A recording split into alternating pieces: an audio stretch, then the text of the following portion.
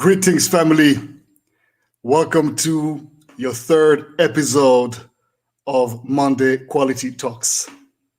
I'm super excited about this talk today. We have some amazing guests. I mean, I can't even begin to express my excitement because we're clearly dealing with one of the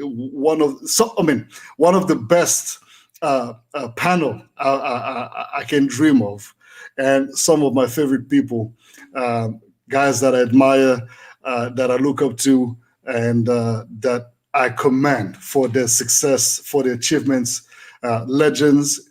Let me not just do too much of a conversation here, because I think there's no better ways than to let these gentlemen introduce themselves and give you guys a good time for the next hour and a half, maybe 2 hours, depending on how the flow of the conversation goes. And one thing for sure, it will be a very exciting one. And as I proceed to unmute everyone's microphone right now and bring them all on the floor, family, enjoy these next 2 hours. It's about to be massive. Buckle up. A lot of conversations about to be taking place here.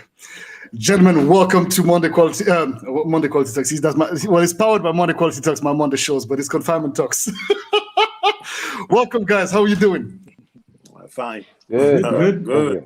Yes. We have the one and only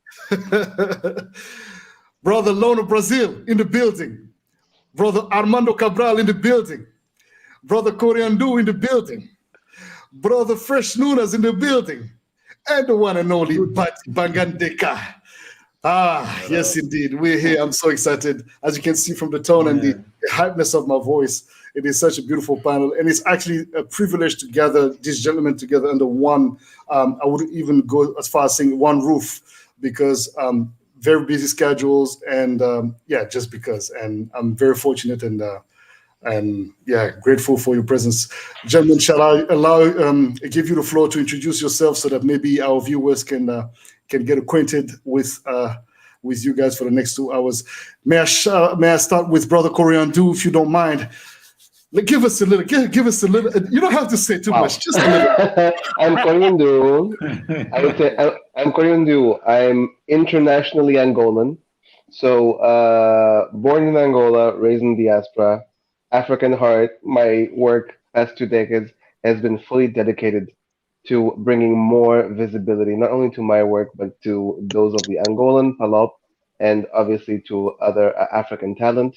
As a musician, as a content producer, I guess in most of the continent and diaspora, most people know me for Windeck and Jikulumesu.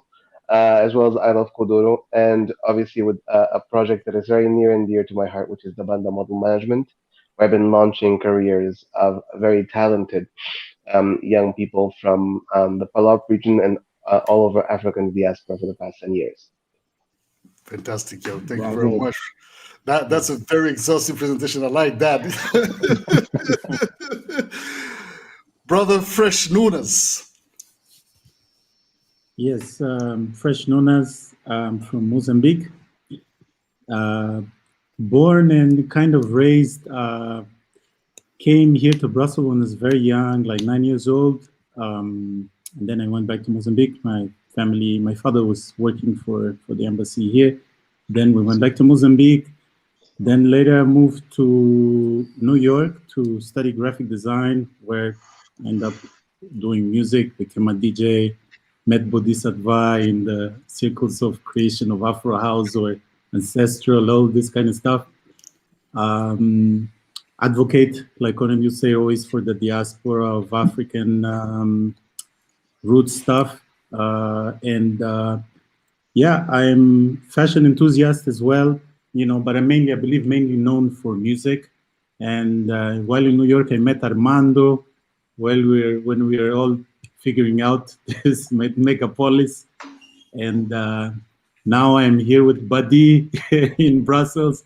There is a lot to say, but basically, I am a DJ producer, designer and photography by formation, by studying, and fashion enthusiast, and basically African, let's put it this way, in all sense of the word. Mr. Lono Brazil, the legendary, the one and only. Hey everybody, my name is Lono Brazil, and I am currently, I'm American, of French, Creole, and African Native American descent. I'm currently living in Miami Beach, but from both parents are from a place called Louisiana. I don't know if you guys are familiar with Louisiana, but that's where we're from. So wait, d'accord. Yeah. So yeah, that's my background. But I was raised, spent most of my teen years in Chicago on the South Side. I don't know if you know much about the true history of Chicago, but it's one of the worst ghettos in America. To this day, the killings are worse than most of other parts of the world combined. We have a real problem there. But I moved to New York in the 80s and became a nightlife impresario, for lack of a better term. And that led to a lot of different things that allowed me access to the rest of the world. I started traveling the world and eventually became a record executive, working with artists like the Beastie Boys. You know, the list goes on. I don't want to start on that, but no, please, also, please, you need to drop the list, please. It takes 1 minute. It's okay. Yeah, well, I was involved with the careers and helping a lot of artists get deals and get the global status that they have. Artists like Foxy Brown, the rapper. I've worked with rappers and producers. I have to think. I don't know. I'm getting old. My memory doesn't serve me until someone says, "Hey, aren't you the guy that did?" I go, "Yeah, I did do that." But so I've done a lot of different things with the music and the music space. But as I said, I grew up in Chicago, and I was there in the beginning of the house music scene when that was sort of in its infantile stages. I was in the middle of that mix, and have since been involved with dance music as well for the last 35 or 40 years. And I still make music, DJ sometimes, but 6 years ago I got discovered, as you would probably say, if you will, by some fashion people, and I became a model. So now I make most of my living doing what Armando Cabral does. Not just a model. Yeah. But He's my the idol, model. Armando was the guy that I wanted to be like. I wanted to be like you, man. You were the lightning rod. When you struck, the whole world shook, man. And I definitely feel you. And to this day, I'm pleased to know that you're my brother, and I can always count on you, call on you, and enough respect, Armando. Always. Wow. Likewise. With that, Likewise. But with that being said, you know, Lono is very modest, extremely modest. But that's definitely one thing that we can attribute to his character. It's his immense modesty and kindness. And well, as we are, I believe, all of us sharing that typicity, I would waste no time and pass the floor to you, brother Armando, Mr. Armando Cabral, the legendary, the renowned, the respected. Please introduce yourself, master. If you do need an introduction, but at all, you know. Everybody knows Armando. Trust me, I do need that all the time. But first of all, great to be here with all of you. Boddhi, brother, thank you for the invitation. And each one of you guys represents something. Very close with Coréon Dú as a good friend, and Lono as well, Nunas, and brother, just meeting you now. But it's a pleasure to be here. And for those of you that assisting us, I am Armando Cabral, born in Guinea-Bissau. I was raised in Portugal, and moved to England very young age to study, and where pretty much my modeling career started when I went to study. Initially, I went to England to study architecture, which is something that I still to this day really, hope I will find time and courage to embrace at some point. And but then I turned into turned my studies into business, and then moved to New York. I've been here for the past 17 years now, and started my shoe brand some 10 and 12 years ago now. And yeah, here I am, pretty much finding my way to connect with my ancestral source, and connect with all of my collective group of friends that are doing amazing things, and hopefully my contribution will also leave some mark for the next generation, and in doing so, we're gonna we'll continue to do things within my field, which is fashion, but as I said, I have other interests in architecture, for example, and hopefully, somehow, as I go along, I will continue to contribute in this fields. Wow. Yes, indeed. Oh my God. Yeah, gentlemen. I feel very, very, very intimidated now. From Coréon Dú to Nunas to Armando to Lono. Badi, you and I are the best students of the class. Yeah. Badi, come on. No. In no way. Okay. I always say it's nice to be important, but it's more important to be nice. Amen to that. Oh, definitely. Mama Badi, the floor is yours. Okay, so my name is Badi Bangandeka, aka Badi. Badi is my nickname. I'm a rapper, an actor, an activist. I live in Brussels. I was born and raised in Brussels. My parents are from Congo, Kinshasa. I deliver a lot of message about Africa in my music, and since 1 year I'm launching. I've launched a brand. The name of the brand is Banks Couture. Banks Couture is also a nickname, one of my nickname, Banks.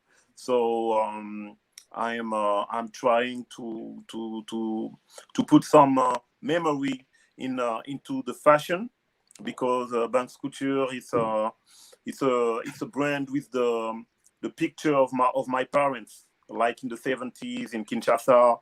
My parents, my uncle, my auntie, and I put that on a shirt. I've just released an album. Sorry, I'm more French speaker. The name of the album is Trouble Fête, and I do this album with the one and only, le seul et l'unique en français, Boddhi Satva. The advantage is that the whole panel understands French, so you could. Yeah, Lono and some people, but everyone else understands perfectly well French. Yeah, but let's do it in English. I improve my English for this live. Yes. And I'm working with Badi since it's like 10 years or more than 10 years, and I'm very proud to be with you tonight. Well, gentlemen, thank you very much for these beautiful introductions, and allow me to also greet those who are viewing us, some of those who are checking us out. Sister Dan Regisford, thank you very much for tuning in, beloved.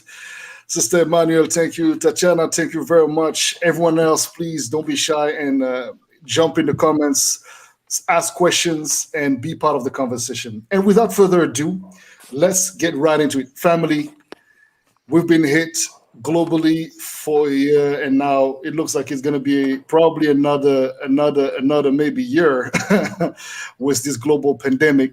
I had the privilege to speak on that topic separately, obviously, and also together. Armando, Coréon Dú, and I, we had a private conversation about that. With Lono Brazil, we had that as well last year. Fresh, Nunas, and Badi. But I think the importance of us coming together is actually to sort of like meditate a little bit on what has happened in the past year, and how has it impacted the way we're looking at our fashion as Africans, but not only as Afropeans, and definitely I would say as the diaspora, coming with our different sets of lenses and perspective on things. Yeah, man, let's elaborate on that before we jump into some talks, because I definitely want to talk about like your respective creations as well, your respective brands, contributions to the industry, because all of you are key players in your respective industries, one way or the other.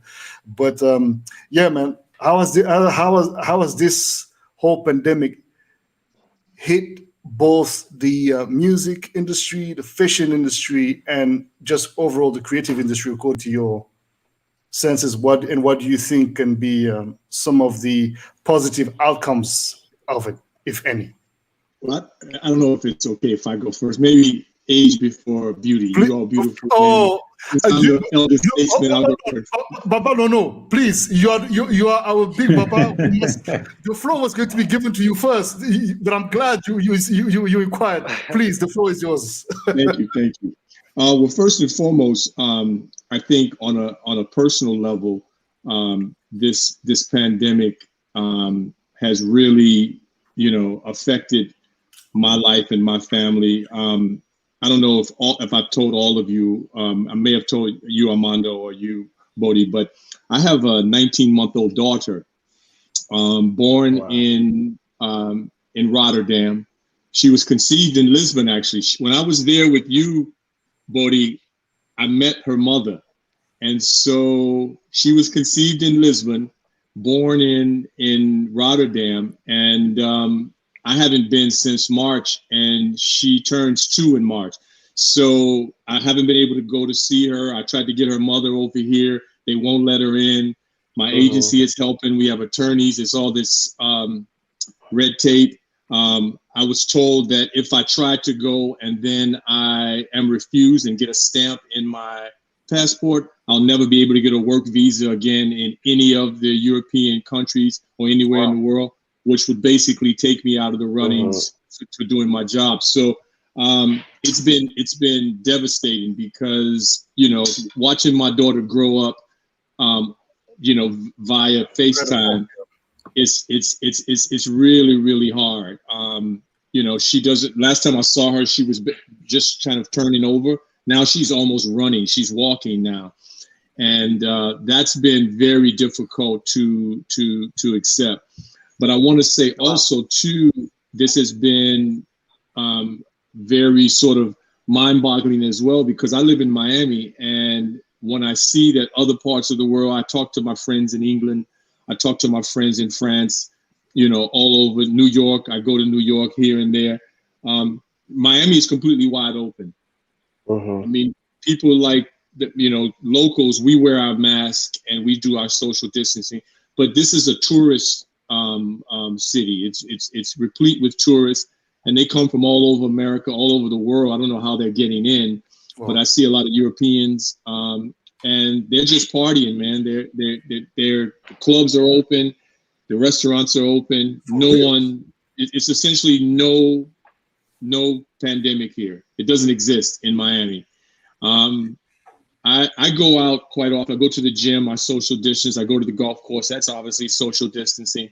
But when I notice it, it's sort of unreal, because then I hear about things that are happening in places like New York, where friends of mine are dying.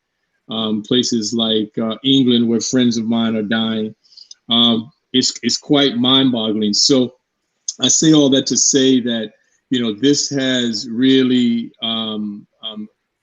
affected everybody that I know. And as far as the fashion industry, in terms of my work, it's cut my work probably, I don't know, by 75%, because a good portion of my work was coming from Europe, and that's completely wiped out. And then, the little bit of work that's happening now for me that I go to New York for, it's like I said, it's cut it by at least 75%. And as far as the music industry, from my perspective, with the exception of Miami, every place else, there are no clubs. The DJs are not working. None of that's happening. But in Miami, they are. I mean, just a couple of weeks ago, my son and myself went to go see Martinez Brothers, who are also represented by my agency, and they played at a hotel outside on South Beach.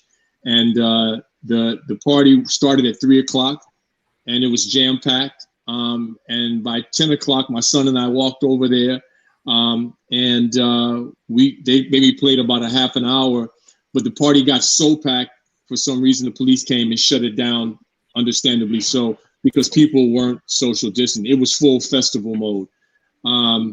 But since then, the clubs, not the outdoor clubs, the inside clubs are open. When I'm driving through the city, I pass by clubs and I see a crowd, and I'm thinking to myself, something happened, and it's nothing but a nightclub, people trying to get in, and they get in. And so I don't really know how to explain that. I don't know why that is.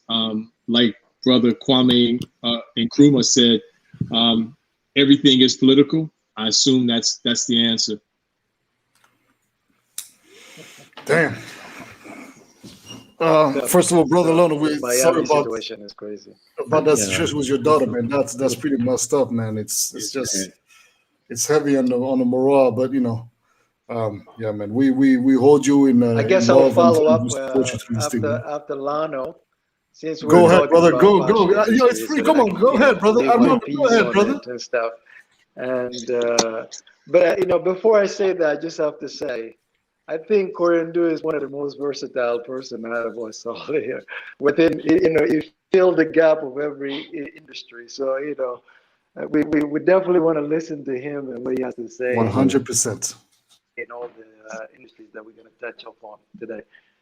But to me, there's two components to pandemic and what it did to me on a personal level, with work, everything. Obviously, as Lano said, I myself as well, you know, last year, I believe, alone, I went to Spain like 25 times, you know, so a lot of work was coming from Spain, a lot of work was coming from Europe. And with the restrictions, for me per se, I don't have a restriction to go to Europe, but it's more of, you know, clients are feeling comfortable flying you over all the way to there. And then when you get there and all the process and stuff like that. In terms of work, yeah, that diminished. And I think, you know, which in a way, if I can look at this in a positive note, what it did to me is something that I've felt or experienced in over 10 years. You know, I have never been in New York more than a month without traveling. And so since March last year, when I came back, I wasn't able to travel up until recently. You know, he allowed me to reconnect in many ways. You know, I spend more time at home now. You know, I get to spend more time with my kids, you know, seeing them and now worrying that I'm going to jump on a flight to go. And I think that that's something that, in a positive note, would really be helpful for me, because I didn't realize how much I was traveling, because we're always constantly on the go, to the point that I used to it, such that I never really took time to sit and look at myself, know that I actually travel a lot. So bonding started happening in a way that happened. All the little things that I used to miss, and seeing them, their behaviors, their attitudes and stuff like that, going to the park on a daily basis, that was wonderful. And but something else happened, which was really good to me. You know, I reconnected with books, which is something that I also always wanted to do the way I want to do it. I still read here and there, you know, but you know, I remember times I used to just indulge myself with books, and I never had to do that for many years now. During pandemic, when I first came from Spain, actually, or Portugal rather, last March, you know, I had to quarantine. I wasn't able to see anybody, so I had to stay home and quarantine. So I was on the phone constantly talking to friends. And then I stumbled upon a couple books, particularly books in Africa. And one in particular was the Mansa Musa history, you know, the king of Mali in the 13th centuries, which I felt was so fascinating. You know, I started researching more and more, and I tap into that, you know, it did something to me in a way. You know, I was like, wow, it's unbelievable how these stories and history of Africa in that time, pre-colonial time, in fact, you know, has been sort of wiped out of our mind, out of my memory. I've never learned that in school, for example. You know, I knew about Mansa Musa, but it was just very, you know, it was something. It was just a story, almost like a legend. And knowing about that history and, you know, Africa pre-colonial time really inspired me. And that really gave me another strength to kind of like do things differently, reconnect. And, you know, so I started developing a whole collection. In fact, rather than collection, I want to say this is a new identity for Armando Cabral as a brand. You know, I thought about a way to kind of connect our product with storytelling, a story that is very important to me, which is African history, you know, because I feel like after the killing of George Floyd, which I think, Lano, you were here in America, I think everybody, I would say, you know, I'm African, I'm Black in America, but I pretty much did not know that part of, you know, of what happens here in America in that regard. I've heard things, I've seen things, but never to that point where we all in one place where, because before, if it wasn't pandemic, I believe, it would have been just one of those things. You heard it, you saw it on TV, it's gone. Oh my God, I heard this is so bad, but I'm moving, I'm going to Spain, I'm going to Portugal, and you forgot about it. But the fact that we're all locked down and really we were forced to really think, wow.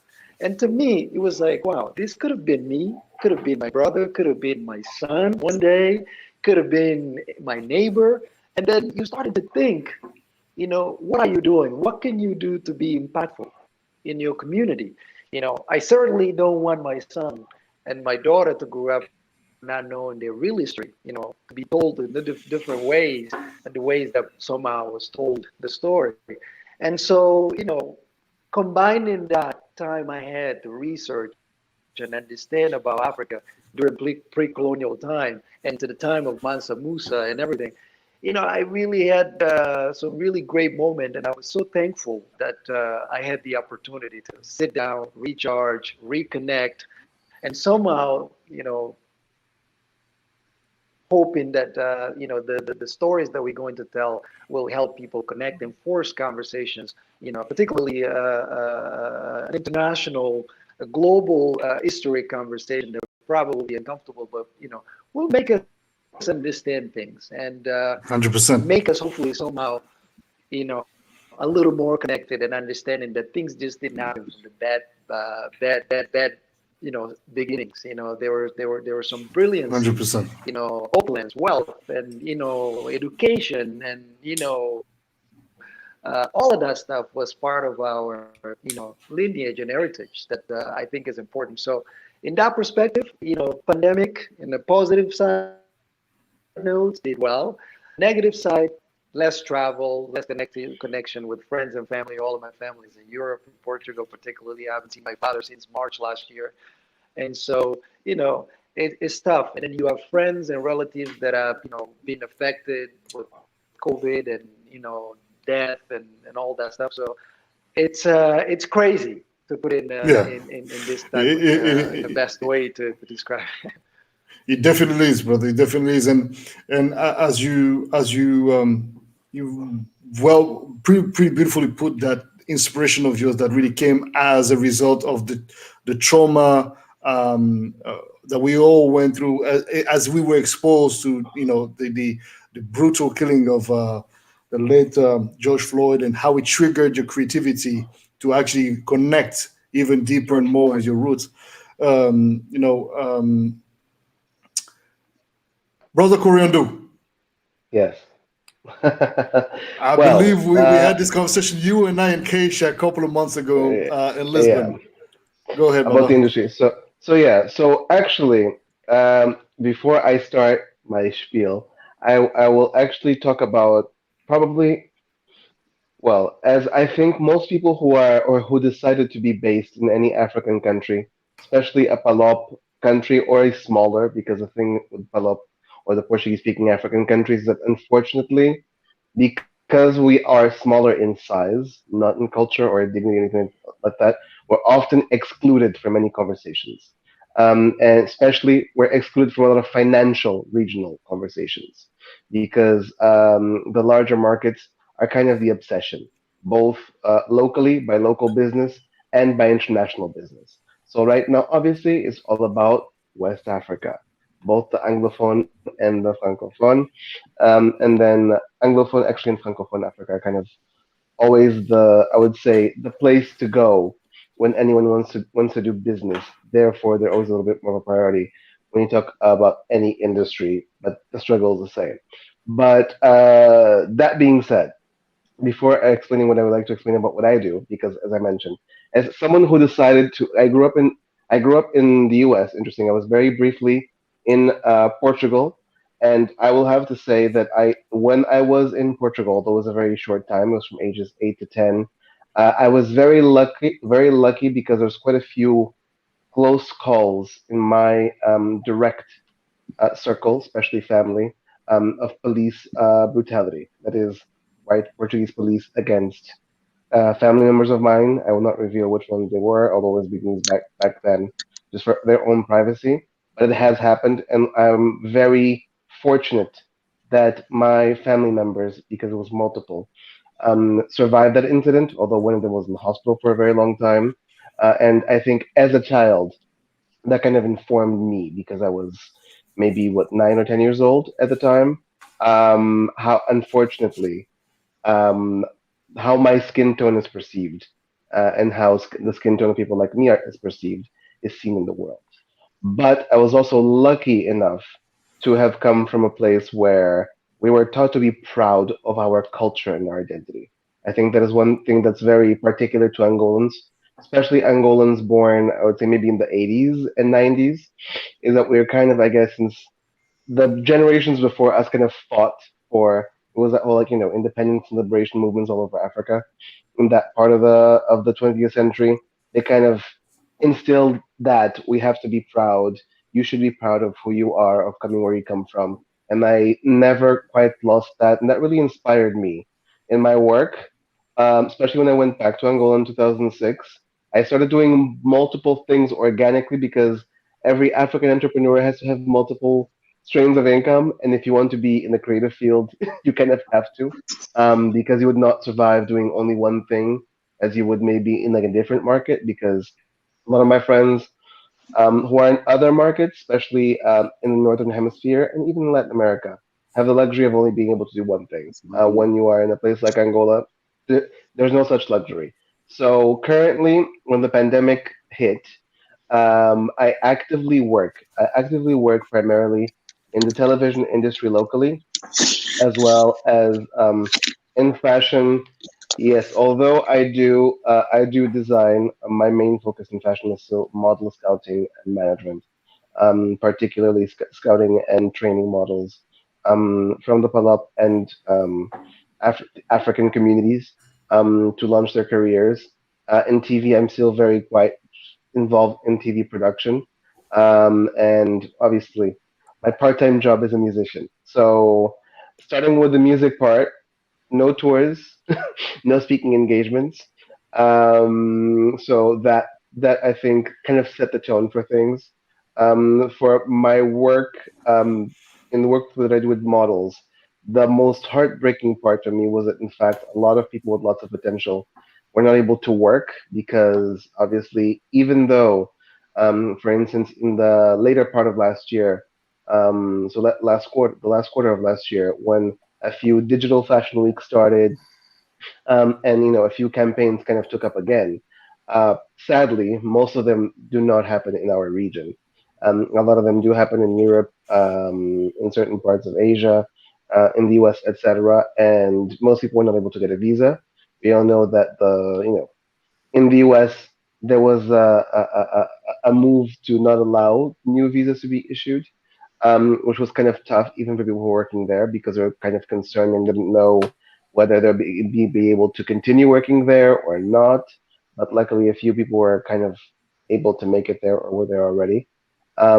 So I would say the positive part in that aspect is the few models that I do still mentor and represent that got stuck, I guess, in somewhere in Europe or in the US, were able to start working again when things slowly reopened.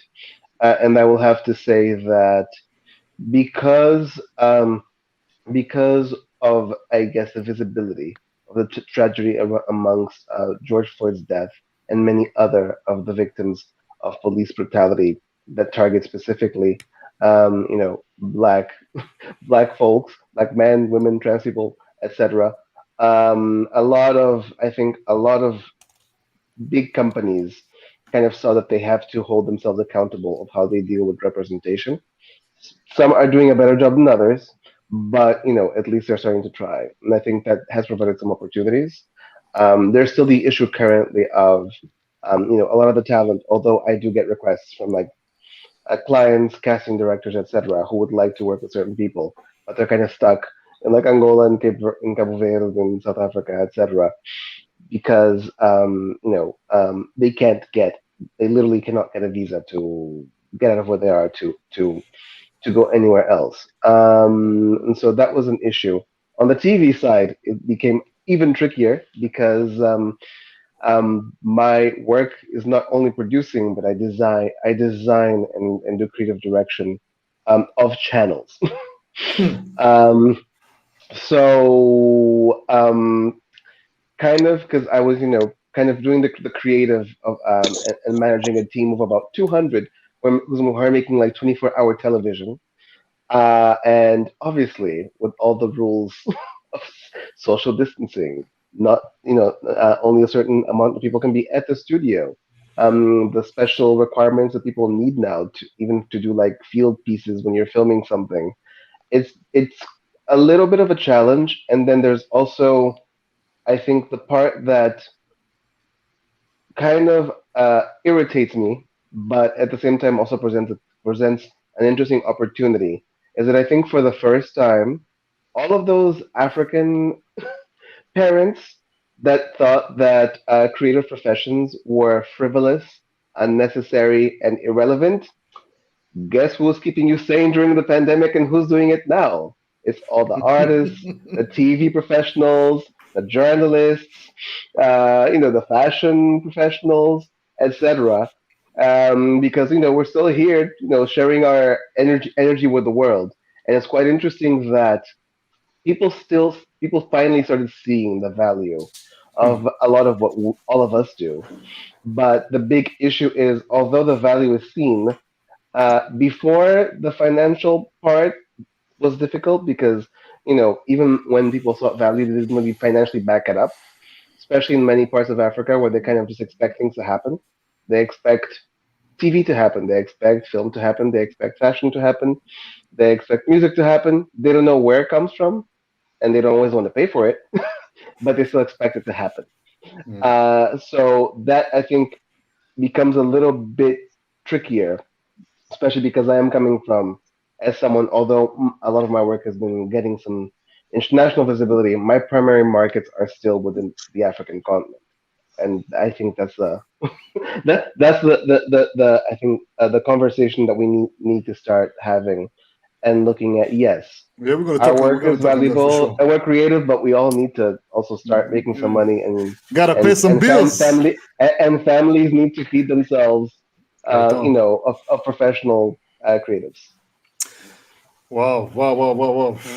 Well, before I give the Laura, floor, go ahead, brother Lono. Go ahead, man. I was just going to say to add a little bit to what both of the last two speakers just said. Specifically, like Armando said, what's happening or what happened in America that the whole world saw with George Floyd. Again, I agree with you. If we had not been in this pandemic, if everyone would not have had stopped and forced to look at what's going on, like you said, it would have just passed by. This is the norm. I mean, young black men. There's been a conspiracy to destroy the lives of Black American men here in America since slavery was abolished. And so, growing up in the inner city, like I did in one of the worst cities, and to see the crime and the killings that has not, I'm talking about over the last 30 or 40 years, it just seems to just continue, and and Barack Obama is from Chicago, Michelle Obama's from my same neighborhood. I played basketball with her brother. We went to school in the same area. And so, it's still a real issue.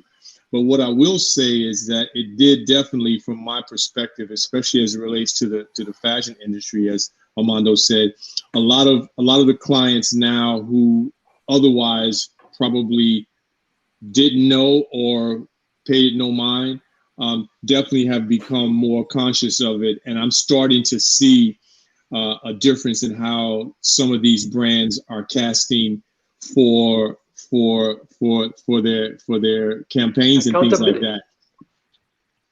Yes, absolutely. But I'll have to say also too, from my perspective, and you all might all find this very surprising, but it's also very indicative of America. The work that I've been doing over the past 6 years did not reflect upon, I believe, what is happening in Black America, because I'm considered to be racially ambiguous. So in other words, the clients don't consider me to be Black. They don't, like, I don't get hired by Black clients. I never get castings that are for targeted for the Black market. I only recently, last year, or was that last year, Essence magazine named me in the top 20 Black male models that should be known. And I found that really surprising because none of them ever mentioned me. But that's very indicative of America and how segregated America is, how race and the caste system works in America. And it's affected me on one hand, but it's benefited me on another. But what I will say again is what's happening now in the world and in America specifically is everything is polarized. Everything is out in the open. People are and it helps too that we are also living in the information age. These revolutions that have been trying to develop and evolve, they had no platform, because what was happening in Chicago, no one knew in New York, or what was happening in New York, no one knew in Los Angeles. What's happening down here in Miami, people wouldn't otherwise know everywhere else. So I think the playing field is even in that regard, and I believe that is going to benefit us in the long run. I believe that all of us have a responsibility to use this platform like we're doing here to talk about these things, because we have the platform now. And I think that's the great thing about it. And one of the things that I always say to my friends when I speak to them directly about what's going on in the world is, I believe that things that were going to take up until 2031 to evolve and get implemented and put in place are happening in 2021. So we have now fast forwarded 10 years to where I think the way things are now and the way things are sort of being implemented, it would have taken, on a lot of levels, it would have taken a decade. I think this shutdown and this lockdown has forced a lot of things, a lot of changes to happen that a lot are good and very positive for the reasons we've talked about so far. Indeed. Badi, Yeah, the floor is yours. It's very interesting. I want to the impact of the death of George Floyd is very interesting, because he put the focus on what's happening in America, but also in Europe, also in Africa, with movement like Adama Traoré in France. In Belgium, we have a lot of police brutality and harassment. You see in Nigeria, you have the movement and SARS, and I think it's very interesting, because when we look at all of the situation, it's the same. It's the same blame the people make about police, about racism, about all that stuff. I don't know if the pandemic is it's a cause. Maybe people don't dance right now, and they are more focused on what's happening in the world, because as an artist, I saw a lot of artists stand for that cause in France, in Belgium, in America, and it's very interesting what Lono Brazil said, because me, I'm living in Belgium, and we do a lot of interview, we do a lot of manifestation. We just made a video for Colors with Badi, and I was wearing a jacket with the name of all the people killed by the police, George Floyd, Adama Traoré, Lamine Bangoura, and all these people. Most of these people are Black people. So it's not just about America. I think it's about Black people. We can talk about the situation in Africa. In Nigeria, I see that the movement and south. I'm from Congo, and we have the same problem with the police. It's not the racism. I think it's more about the cash in Africa, you know, and it's very interesting. But for me, the pandemic in the second times was very positive, because, like Armando said, I have more time to spend with my kids, more creativity. We do a new album. in this time we release an album, and you know, as a human being, we have that capacity of adaptation. I think if you don't adapt yourself for the circumstance or for other stuff, you die. So for me as an artist, it was a real time to be creative, and it's still the time to be creative, because we don't know how the situation. Sorry for my English. No, It's you're good. It's good. Good. Perfect. Yeah. We don't know how the situation is going right now, because some people have the vaccine, but someone don't. It's very difficult. But for me, it's the time to reconnect each other, reconnect with the family, with our creativity, with our spirituality. It's very important. This period is very important for me. Very, very important indeed. Brother Nunas, right before I give you the floor, let me welcome those who are commenting. We have the great Nelson Freitas, who sends his love to the whole panel. Much love to you back, brother. We have Freddy the Stupid from Mozambique, also sending much love. We have Sister Kiara all the way from New York. Riza Shan in Canada. Mehdi Beriri. Achilles Navarro, Michelle Pereira, Dos Santos Jr., and Sister Kiara, who just dropped something here very interesting. She said, this pandemic has helped me to bridge gaps in understanding and understanding informations globally. In America, our media only allows us with a narrow world view. With that being said, Brother Nunas, the floor is yours. Yes, the thing is, what most of you guys have said already, but I have to say first, I'm very sorry for Lono's situation, because myself, I just had a baby, 4 months baby as well. So I really feel the pain that you are. I'm fortunate enough to be with my baby, which has been the thing that saved this whole pandemic to me. Otherwise, probably I'll be like Armando, not having the full time to be and have to be somewhere else. So this pandemic have, I think, negatives and positives. The negatives is definitely we all lost jobs. We are not traveling to get the cash. We are not traveling to go and meet our families, for us that have been living on the diaspora for some time, go and see family back home, and all these things. But on the positive side, I think we have really personal time to be with the close family, you know, and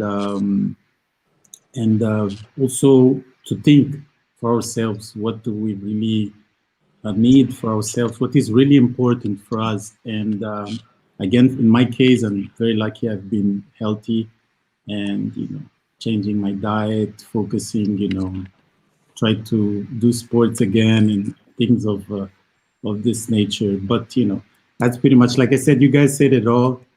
Most of the things that I think we commonly are living these things. And yeah, I'm focusing on saying less because the subject of George Floyd definitely something that brought all of us Black people together in a fashion that we have never seen before. I recently watched a Netflix movie or documentary maybe called LA 92, which is another version of Floyd, but back in the days, and these things have been happening. You know, I lived in New York. I also lived experiences that are terrible. On a very close level, a friend of mine got arrested. He went to jail and then they threw out of jail. And when we went to ask for reports, they say, oh, the New York police cannot give you documents that you were here. I was like, what the fuck is this? You know, they wrongly arrest a person who came out of work, who was not doing nothing wrong. They arrest him. He stays 4 or 5 days in jail, and then they just take him out as, you know, have been nowhere, and they don't want to be related because they made a mistake. But you know, at that time we were immigrants who could not really press charges to NYPD, and you know, that thing was scary, to be honest. You know, when I was the one dealing with police front to front, and they were threatening me like, hey, I am from Mozambique. I don't think I want to go back there, but my friend was in, you know, and I had to fight. And yeah. Seriously, Armando, that thing was scary. Like, you know, I can imagine. That's when I realized that country was. New York police. Yeah, that's when I realized that was not. It's not a place. You know, it's not a flower to smell. You have to know. It was cool for the positive things we wanted. You know, we wanted to study. We wanted to do this and this. But being Black there was not a thing. It's not if you're in the wrong place at the wrong time. Yeah, that's yeah. That's what happened to Floyd and what we saw. Yeah, what we saw. But the thing was that we came together for once. Here in Brussels, we did like a beautiful march, I think. And it looked like COVID was not here, but we went out and we did what we had to do. Yeah. And I think as America and everywhere else that, you know, that have these situations like Badi explained, we had to do what we had to do. I think, not to cut you off, sorry, let me just really add because it hit my mind. In America specifically, we have to also look at the industrial prison complex. Those are corporations that own the prisons, and it's a business. So this is systemic. Yeah. This is very systemic. So this is not accidental. It's not by chance. It's not random. It's, I mean, even the legislation and some of the politicians that are put in office. I mean, I don't know if you all know this, but Joe Biden, our now president, was responsible for advocating a law and a bill that went through Congress and through the Senate that locked up so many young Black men in the 80s and 90s that I'm surprised that Black people even voted for him. But somehow we seem to forget some of these things, and yeah, you know, history has a way of disappearing if we don't talk about it, don't address it. But I just wanted to put that out there to talk about. I don't know if that's the same case in Europe, but we have corporations that own prisons here in America. So the bottom line is, you follow the money, you'll figure out, you know, where the source is. We have Sister Kiara Garrett here, saying, Garrett Bay here saying, I know of a man who was innocent and arrested in NYC and put in Rikers Island, awaiting trial for like 6 months. He was freed but committed suicide afterwards. This echoes exactly what you were just mentioning, Brother Lono. Jin Young on Facebook is saying reconnection to self is most important and gives strength. Love. All right, family. So as we spoke in depth about one of the main reasons why probably now we're seeing more of this affirmation, and I believe we are all speaking volume of how all these experiences have affected us and even inspired us in many ways. I mean, I'm listening to Armando's story about, you know, creating a whole collection around Mansa Musa, you know, brother Lono, you know, trying to also make sense of all this, you know, nonsense and fighting to get his family, moving and being with him in the States, but also staying, creative and productive and maintaining his artistry together.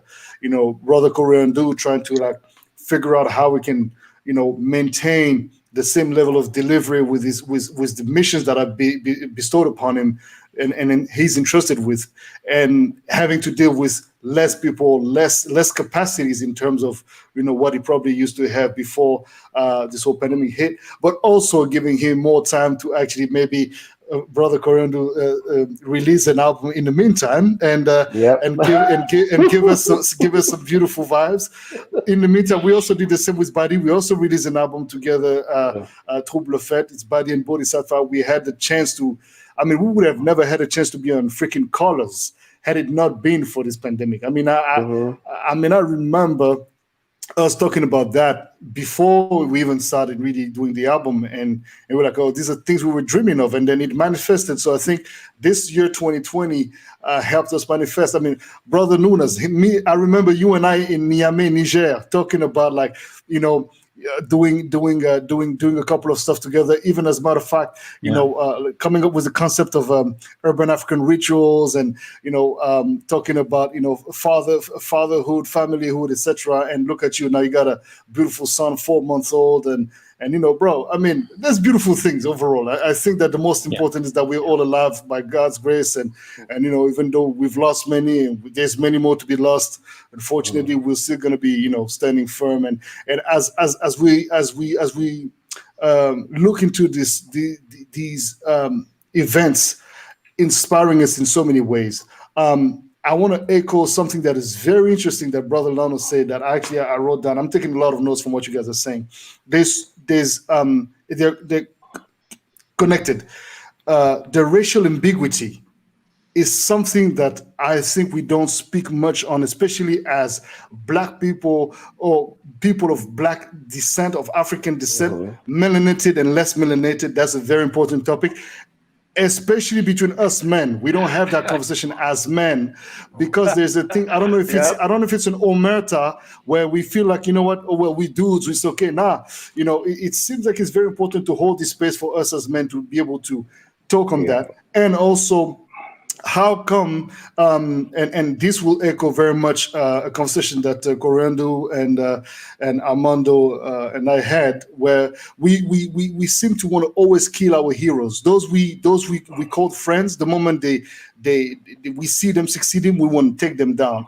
Why is that reflex very much connected, or seem to be connected to Africans or people of African descent or African American, like where we don't support each other really the way we should be compared to Jewish people, etc., etc. What is your take on that before we jump into the fashion world and music world and more conversations? I'd love to speak on that. Those are two topics Go ahead. that I'm very passionate about. I just hope not to be too long about it. Please the first point that you mentioned is something very important. I know nowadays there is a topic that I think has been becoming more popular, and it's quite controversial because it's often misunderstood, which is conversations about male rights. And the reason why I started becoming very interested in this is because I've always advocated for equal rights. But unfortunately, most of the conversations about equal rights and feminism, although they were supposed to be about equality, they were a little bit more skewed over the past 5 decades, more towards the needs and the gaps that were created and needed to be, I would say, addressed for women. But in the meantime, that also created a problem, which I think has created 2 problems actually. It's which has miseducated both men and women about themselves and each other. And the reason why I say this is because the world is being forced to digest a form of quote unquote feminism, which is not feminism, because feminism is about equality, social equality and equity of the genders. Right now, we have like Karen feminism, which is a bunch of of people with political agendas, and unfortunately, a lot of them were melanin deficient, who took advantage and hijacked kind of the certain movements, and this happens in every social movement. for their own agenda. And as we see now, getting to the part about men, there are, I think, great things that have happened as a result of a lot of feminist activism, including the fact that I'm very happy that now a lot of feminist activists and intellectuals are talking about the importance of actually including men in the conversation. Because what has been happening is that, unfortunately, this very extreme sect of people who call themselves people who are gender rights activists actually exclude boys and men across the board. This happens in education, both in social and formal education, and then it includes, has reflexes later on, such as what Lono was talking about, the prison industrial complex. And I was actually pleasantly surprised that for the first time, movements starting to happen because something happened to a man or to men. But sadly, if you guys take notice, and I'm not saying one is more important than the other, um, Black Lives Matter has always existed in some form or another, and as it exists, I think for almost a decade, if I'm not mistaken. When people started talking about George Floyd specifically and violence towards Black men, then there were very loud voices to bring the conversation back to violence against Black women because unfortunately, male bodies are not important. And this is not just Black men. This is across the board. In most Yeah, societies, men are not important. it's true. Fathers are devalued. Mothers are 100%. considered important. Fathers are not considered important. But then Yep. when children have issues, both female children, male children, non-binary children, when they have problems, They then they bring them say, "Oh, it's home. because of the patriarchy." And I'm like, if you're saying that only mothers are important legally, because in most legal disputes in most countries, even when the mother is wrong, the biological mother, I would say, she's right, fairly or not, they say, okay, that's a reflex of the patriarchy. Yes, if you're speaking about countries where there is very repressive law towards women, yes. In most Western and westernized countries, that is not the case because in certain aspects of life, that happens. Hey, in modeling, women make more money than men. So, which is a Wow, fun fact. And I didn't know that. That's yes, interesting. there's more female consumers in the world. There's more women than men in the world. Therefore, it's fair that they make more money. I get it. True. True. So that's the thing. Like most you cannot be a chauvinist and be a male model because you have to be comfortable with the fact that your female colleague will be making more money than you because it's a statistical fact. It's based on the amount of money that is spent. It is not because you're doing a better job than she is or vice versa. It's because you're doing the same job and you're being fairly paid for what the brand has to offer you based on their marketing budget. you know. Interesting. So Interesting. if the world Yeah, population world population was 50-50 men and we were all spending the same amount of money, then that would happen. But it is although yes, it is an exception. It is one of the few industries where that happens, but it happens. But I will say with men in specifically, and I always like to say this to everyone who has children or nephews or little brothers, regardless of whether you're a man or a woman, please be mindful that we have taught a lot of, I think, the wrong ways about how to deal with having a balanced society. Because I think that from an early age, boys need to learn about girls need to learn about boys, and people who are non-binary need to learn about every other gender expression. Because the big issue that I see, and I see this now with like a lot of Gen Z kids and even some younger millennials, is I see young men and young women who don't know how to have a conversation because it's always a confrontation. It's about who is right. It's about who did something wrong. And unfortunately, if you're a man right now, if you're a boy right now, you were born wrong because you're at fault for everything that's wrong. You're the violent one. You're the aggressive one. You're not allowed to have emotions. You're not allowed to talk about your True. emotions or show them. True. True. Very much true. And It's a and you're big only problem. supposed to It say is a yes big problem. to what the other opposite what the opposite sex says, which I think is a miseducation. Because if we do want equality, we do have to treat each other as equals. We have to be able to learn from each other, which is, which again, it goes back to early education, both at home and in the school environment. And now moving on, so just to not be too long about the Yeah. killing our heroes thing. Um, that is the killing our heroes situation is very much I would say a brainchild of I think two things, especially when we're talking about the African and African diaspora context.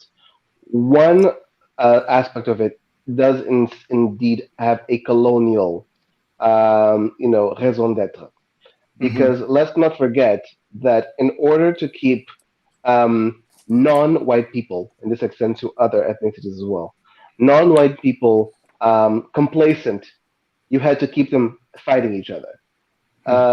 Is kind of like the house slave versus field slave situation where you're still gonna be doing horrible work, you're still going to be treated as subhuman, but there's levels. It's like one version is you're doing it out in the scorching sun or inclement weather, and you're outdoors and it's backbreaking work, but you're out there in the wilderness, and the other one, it's still as bad, but you're given the impression that it's better because you're closer to your master. So I think that there's that part of, unfortunately, although most countries have been decolonized, but most minds have not been decolonized. In the 21st century, you have a lot of colonized minds still. And then the second part of it also has to do with current political trends. I like to avoid politics, but unfortunately, there's quite an interesting Get phenomenon. at it, brother. Get Uh, at it. Get at it. yeah, no, there's quite an interesting phenomenon, and I find it quite fascinating about how there's a lot of political extremism now because most young people now are either very Marxist or very fascist. And there's no in between because if they were in between, we'd be able to have a conversation without it being a shouting match about who's right, who's wrong, who has the right views, who has the wrong views. Because right now there is no conversation. I don't really see people with opposing views having intelligent conversations. It's all None. about confrontation. It's all about It's all confrontation. about So there, canceling one another. exactly. So the reason why people kill the heroes is because Constructive, very unfortunately, constructive. if you mix these two elements, what you have is, for example, if I think that Armando or Lono, Bodi, Nunes, Badi, etc. are my heroes, there's always an outside voice that will use certain triggers Yeah. to kill their image in my eyes. Yeah. And for the most part, they use a lot of mechanisms which are very like Western colonial style triggers to do that, or some that are kind of like these political dog whistles that happen. Like for example, I will speak from the Lusophone perspective. I find it very interesting that in most Lusophone African countries, and say this from experience, there have been things that I myself have said about myself online, but then no one paid attention until a Portuguese newspaper written by either a white journalist or a black European journalist said that, or their version of it. And I'll give an example that I think this is the best opportunity to actually talk about this. I find it very interesting that I'm someone who is non-heterosexual, and I was never in the closet, and I've been very candid. And although I don't really share my private life, I have a Mhm. sense of humor, and I share that a lot on my social media. I've had social media for I think a decade or so. However, most people in the world, especially in the Lusophone world, think that I came out of the closet in 2018 because a Portuguese tabloid that needed clickbait uh, posted a meme that I posted on my Instagram stories saying that I had come out. I made like a statement. Whereas, you know, since 2010 or 12, I had been posting the exact same things. But unfortunately, most Angolan and Mozambican and Cape Verdean media took that as fact. They're like, oh yeah, this person like really made it happen. And I'm like, come on, people. I was like in when I was in college, I was on national TV in my country, doing some things that made it quite obvious what my orientations were, and we're talking like 2001 to 2005.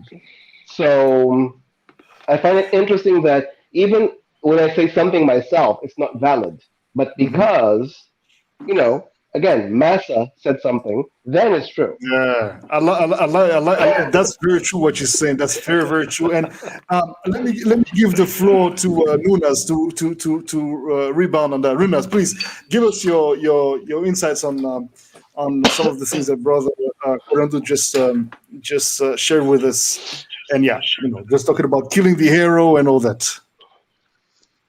Yeah, I mean, we have this I don't know, it's a disease almost, like that we never keep our heroes as heroes for ourselves, but maybe we have a tendency to follow some sort of current, and also we are manipulated by media and so many other sources of information to kind of take us on a path that, I don't know, that's why probably we're talking about this. We kill our heroes. I don't think that we necessarily do that.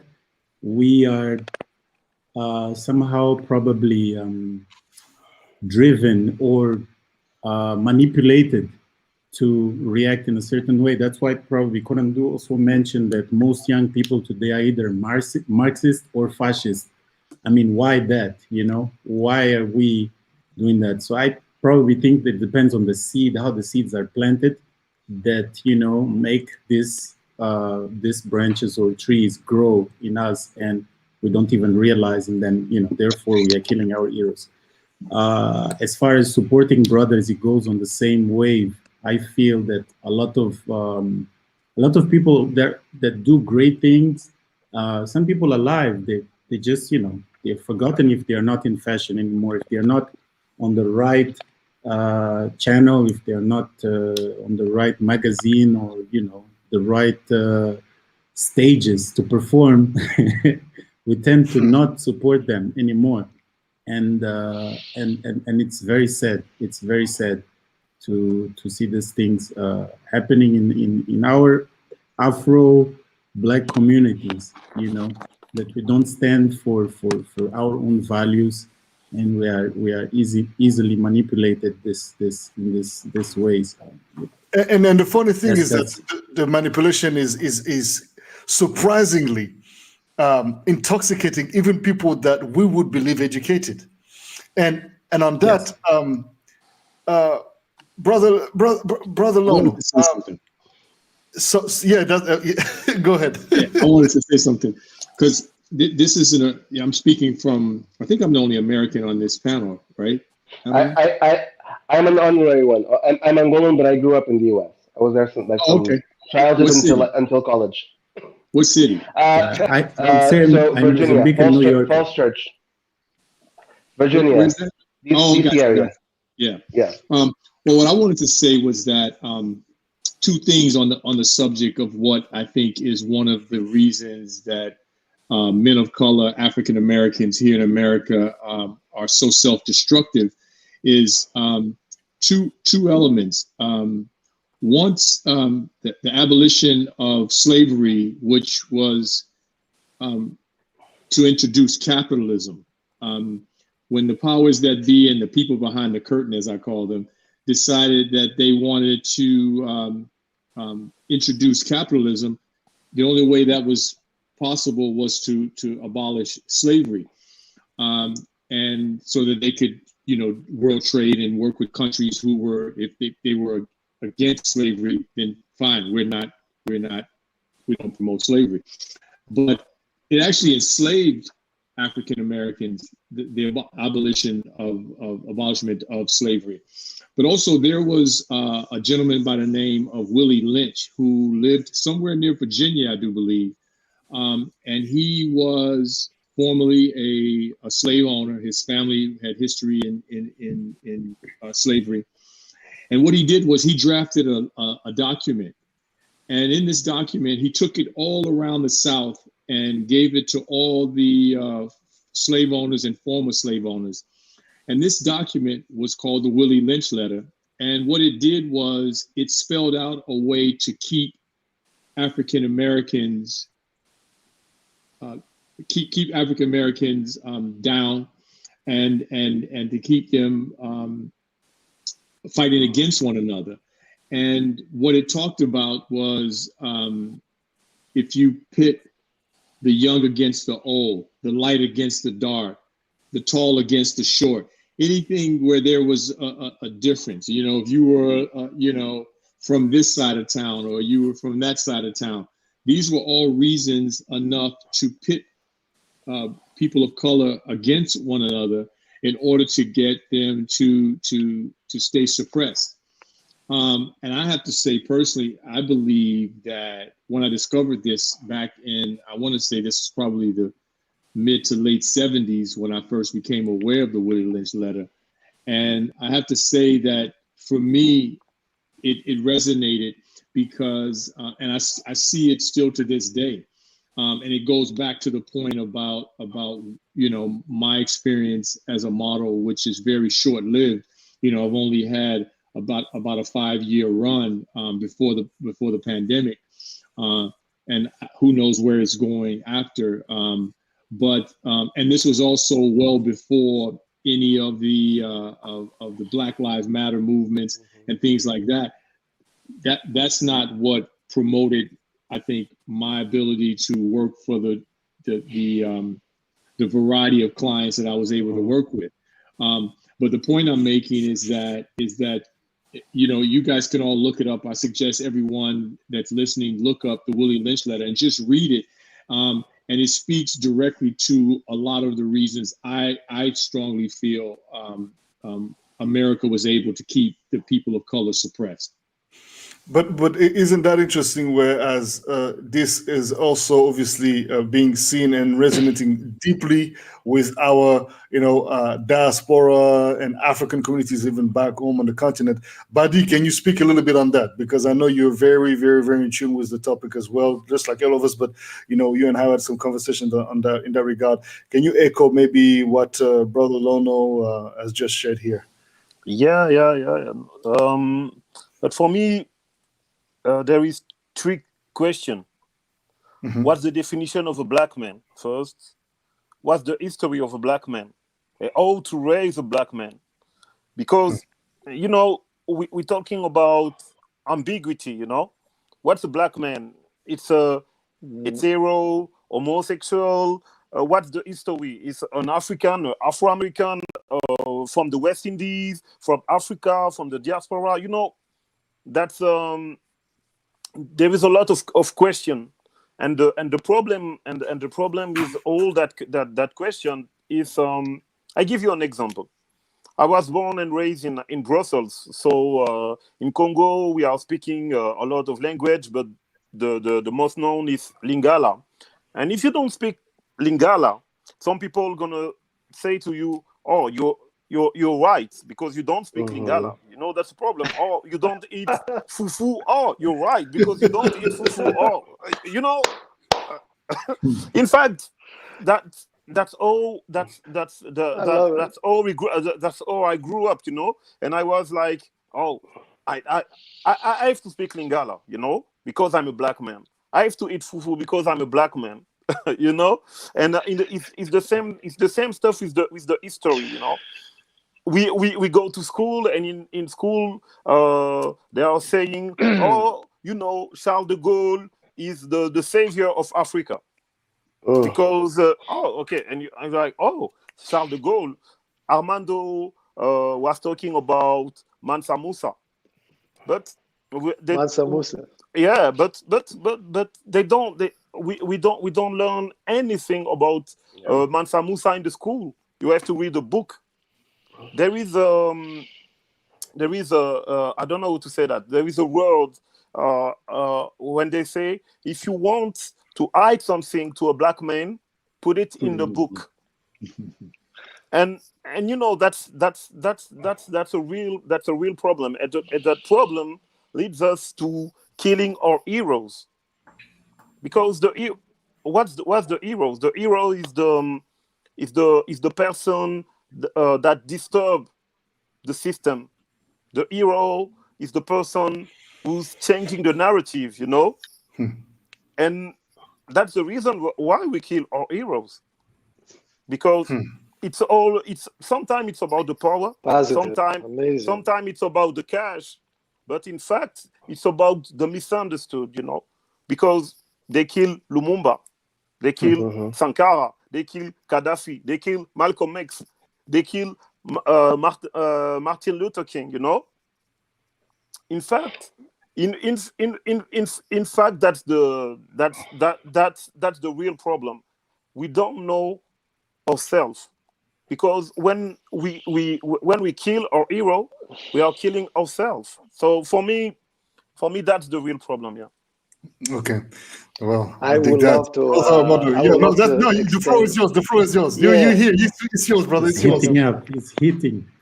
I think based on what Coréon Dú said and Lono, it's everything. I just want to extend to most of the things that you guys said, which is true. First off, for me, as I said, I believe that I've always, lived inspired life to be more conscious, of myself, my history. I believe also time is what takes us to wherever we should, should go to and around. And this is what the pandemic did. This consciousness, the awareness of knowing the lies that have been told to you, because that's the only problem. If we're talking about particularly about killing our heroes, it's the lies that have been infiltrating our minds, and we're still so mentally colonized in a way to believe that, and so many things. I'll give a perfect example here that I'm sure we all had this experience where you have an issue with someone that you don't even have any relationship with yet, just because somebody told you that, be careful with that guy, or don't mess with that guy. And that's the problem. We never take the time to really get to know each other on a personal level. My experience with Coréon Dú might not be the same experience with you, Buddy. So if you're going to really take on whatever happened and really make up your mind already, you already killed him. He's dead in your mind. Yeah. Because you don't even give the chance to kind of get to know, okay, see the ideas of one another is what's killing us. This is the experience that I've had with this person. So that's fundamental issue that we all have to be conscious and aware of. It's the awareness of knowing that, what, we should be in this path of growth, of understanding that relationships are not things that build by word of mouth. It's built by the experience you have with one another. And if we really want to become one, it really has to be in that sense of dealing with each other on personal levels to understand. My experience with yours might be different, and I think like we could all agree that. Europeans did amazing on us. They did an amazing job in terms of making us believe. They told us the story of our own countries and nations, and how they want us to perceive. And then, if you act differently, like we're talking about being racially unidentified, for example, the racial ambiguity that we're talking about. But I've had experiences here in Brooklyn. When there's a party where there's black people gathering up to show up, they're like, what are you doing here? You're not supposed to be here because I don't act like black because I talk eloquently. What's the problem with that? And there's these things that we create ourselves. I have to add ghetto to be identified as a black man. No, I don't have to.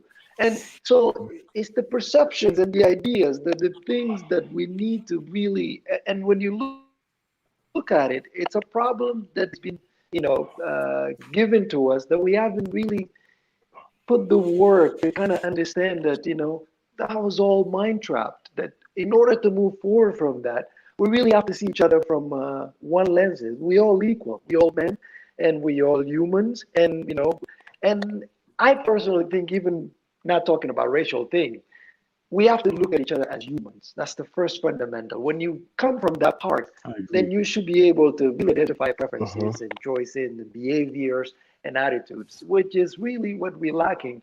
And all of that contributes to killing our heroes, making enemies without even know who that person is, or not even having some sort of interaction with that person. And as far as like a modeling industry, as Lana was saying initially, this idea of racial ambiguity, it's true. It was also the same thing.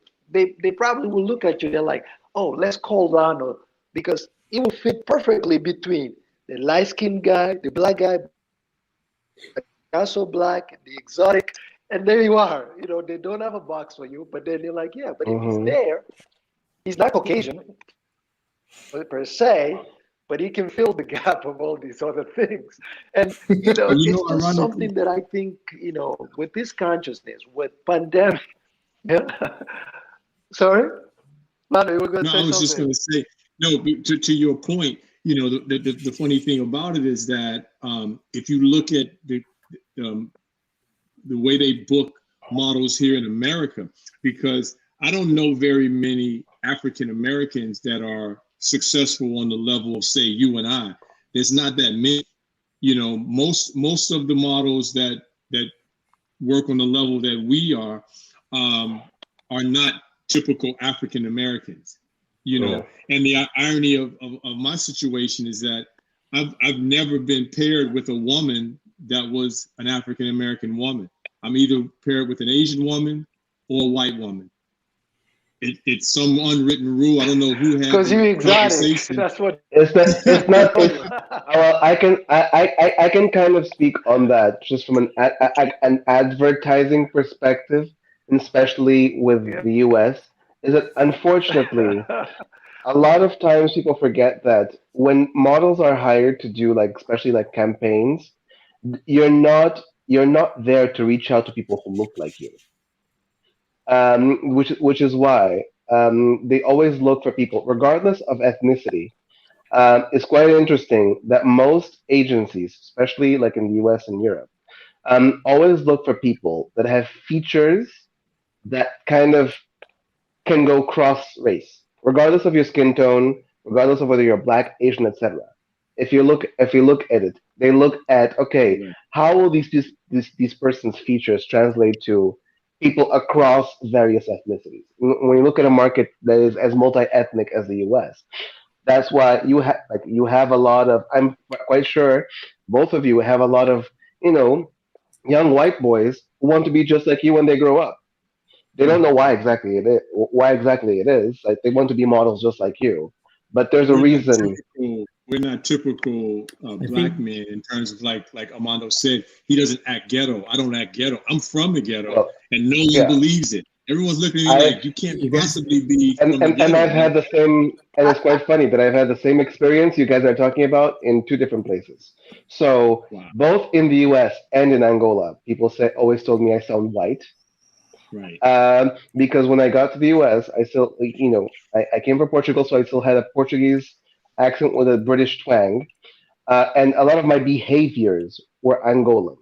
They were not American. So most black people who saw me, my age group, said, okay, he looks like us, but he acts different. Therefore, he's like an other thing that we can't quite identify.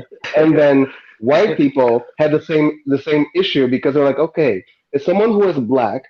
His name sounds Latino, but his language is not Spanish. So we don't quite know what box you fit in. But then the Latinos embrace me because they're also kind of in between. So he's educated. He speaks eloquently, and he doesn't act like the other. And that's the problem. And it's sad because I think even more so within the black community it happens. I mean, for me, I remember recently when I said, yeah, with the African, the guy said, oh, so you're finally African now? You finally with us? Like, I've always been, So it's this racial division that happens. I think, no, seriously, we're laughing, but I find it as a big problem. And I think that just to talk about why I was so inspired to really bring about this, history of African, probably best times that people don't really know, is that I feel like it's compelling to tell that story to my children. I want them to know these things so they don't grow up with this skewed, mindset of knowing these things. And it comes from, us knowing our own history. Like, we need to know who we are. to know what the black man represents, like my brother was just saying earlier. What is it being black men? We've been told that, we have the same issues, like woman is the priority, but we cannot show emotions. We have to bear all the problems. We have to go out there and kill lions to bring home. And when you fail to do so, you're not a man. And all of those things, I think is conversation to have now moving forward in order to have like a support system. I think, first of all, this is beautiful that we have it. This is almost as a therapy. That we as a man, we don't really have this. Name a talk show that have men sitting and talking about their own problems. Tell me. It would be considered chauvinistic if that happened. Let me tell you something, and let me go as far as this. Brother Coréon Dú, you'll echo me on that. Actually, all of you. I received a message from a couple of so-called feminists saying, "Well, an all-male panel again." And I'm like, and then it's like, what is that supposed to mean? Like, we are all men from, first of all, different backgrounds, different skin colors, even though we come from the same mattress, right? Mm-hmm. And we all have different, looks at life. I mean, come on, man. Why can't we just have a space where we can actually even hold space and honor for also the feminine that is inside of us as well? It's not like we're denying it. We're actually embracing every aspect of it. And on that regard, then allow me to then I wouldn't say necessarily go make a 360 turn from what you just said, Brother Armando. And however, I guess I would actually take the conversation now to the stylistic, the looks, the elegance, the apparatus, the gravitas of the brothers. And I want to give the floor to Brother Nunas before I pass on the floor to the rest of you brothers. Brother Nunas, let's talk a little bit about this Afro Sartorialism. Big shout out to our brother De Fustel, who's actually one of the big defender and ambassador of the Afro Sartorialism. But I think it's a very interesting conversation to have. What is sartorial talks from an African perspective, and what is African elegance? What does it mean from the perfume, from the way we put cream on our bodies, from the way we look at ourselves, after ourselves? Come on, let's go, Nunas, let's go, hit us. There are many ways to look at, but this thing, I'm very curious to see what Badi will say, because you guys invented this kittendism thing, which I believe it's equal to sapeur in the it's a dandism, yes. Right? These guys in this thing, and like I myself, coming from my New York background, like when I arrived back in New York in 2003. I always had this thing for fashion, but back then I was like more of a Sean John. I wanted to wear these things. But when I arrived there, the funny thing is, like, I felt like, the ghetto people were wearing that too. And so I said, I don't want to be wearing this. It's not in fashion. And that was probably the time that also skinny jeans is coming into the game and things. And I was like, yeah, I'm going to start wearing this style and, slim a little bit here and there. Start driving away the Rockaware, all the basketball jerseys out, the t-shirts, all white t-shirts, all V-necks and stuff start coming in until, let's say, fast forward 2012, when I moved out. I also got tired of that, and Afrocentrism, and see the elegance of the wax in Africa was growing, and also probably the dandism of the sapeurs, the Congo sapeur, was coming in, and I probably went more on that line of afterwards. And I like this vintage style, and mixed with some African stuff, and always try to create new possibilities in my personal closet, and also appreciate people on the same vibe. Like Badi here is my comrade.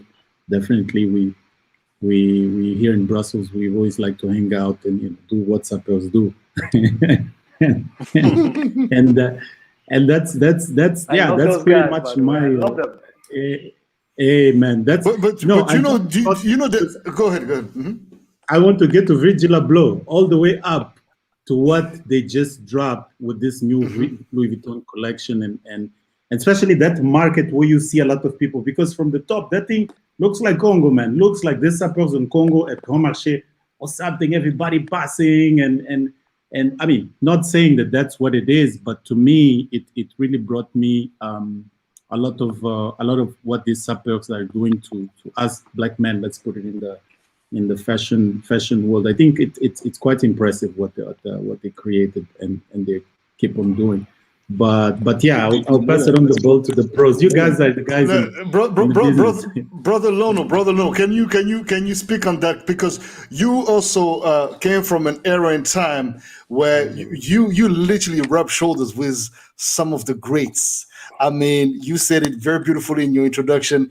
Please drop us some Basquiat stories, drop us some Keith Haring stories, drop us some of that, brother, and drop us some of that now too. We want to hear that, brother. Share the gold. Well, let me. Okay, absolutely. Well, getting back to what Nunas said a little bit about that point about definitely when fashion was kind of turning away from hip hop clothing into dandyism. I think America sort of, really came a little bit late to the party on that, because for me, I was involved with and probably shared responsibility for helping usher in streetwear into what we now know to be mainstream fashion. The way I did that was I got involved with a brand. Well, living in New York in the 80s, like Boddhi said, I was hanging around downtown. I only lived in downtown, so I didn't really go. I would go to Harlem, go to Brooklyn occasionally, Harlem on weekends, because it was, you could get more, Afrocentricity.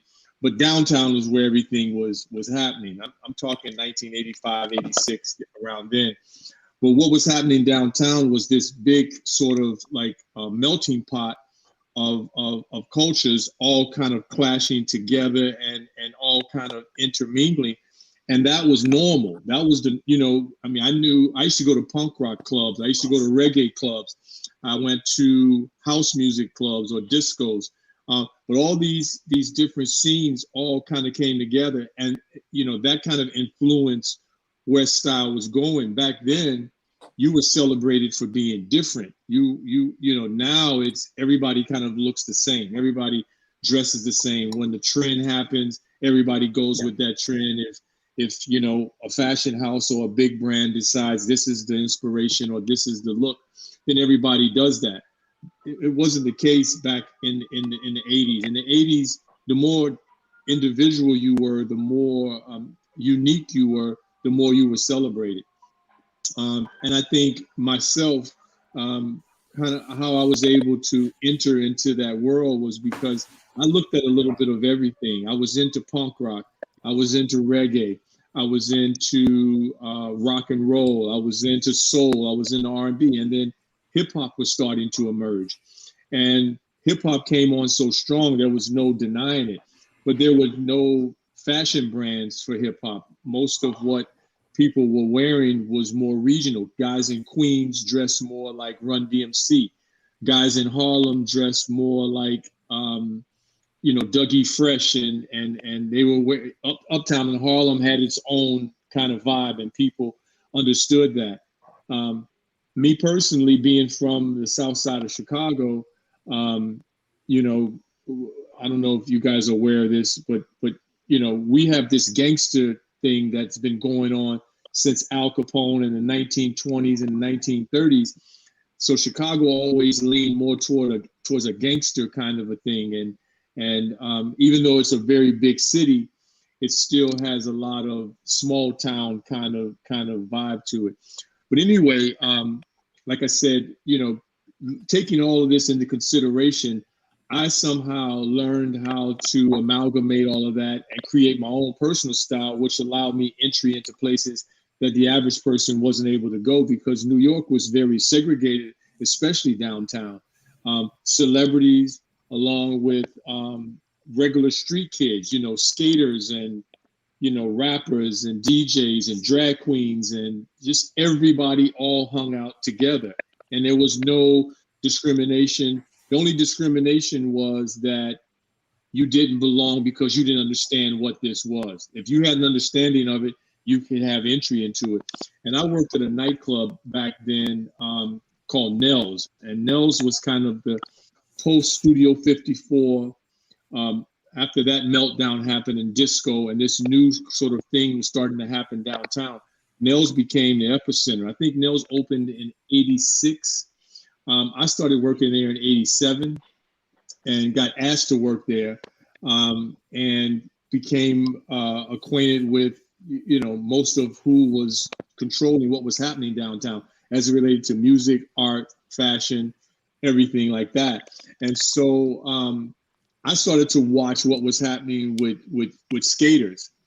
I had a couple of friends that we were into the same kind of music, and I never was a skater, but they skated, and I watched kind of what they were doing, and they watched kind of what we were doing, and it kind of all came together. And so in 1990, 89, well, my son, I was married to a Japanese woman. So my oldest son, Lono Brazil III, was born in New York in 1988. So probably 88, 89, I started going to Tokyo. And, you know, back then, if you wanted to know what was happening, you couldn't go online and, you know, search or look at someone's Instagram. You had to actually go there to see what was happening. You know, so that's what I used to do. So I started traveling. I think I told this story before. Yeah, you did. You did. And by the way, brother, not to cut you, but we got Sister Kiara saying that I used to go to Nails. I used to get all types of drunk at Nails. Yeah, it was that kind of place. I mean, and the thing about it was a private club. But if you came up and you had the right energy and the right vibe, I could get you in. But back to my point. So I married a Japanese woman, and I started going to Japan, and I saw what was happening in Japan. But prior to that, I spent some time in Paris. I had spent some time in England, and I sort of connected the dots and all that, and realized that the future of where streetwear was going to go was going to be rooted in what we were doing. Fashion hadn't yet to take notice of that. You know, these big houses didn't care about what was happening on the street, but I actually knew, or had a I had a feeling that it would. And so I got connected with a guy named Sean Stussy, who used to come to New York, and he used to give me clothes. He'd give me a t-shirt or give me a cap, and the skaters used to wear this stuff. And he sort of angled it and sort of was designing it with inspiration. Now here's a young white guy from Laguna Niguel that was a surfer. He started using fabrics and designs similar to what you two are wearing, Boddhi and Nunas.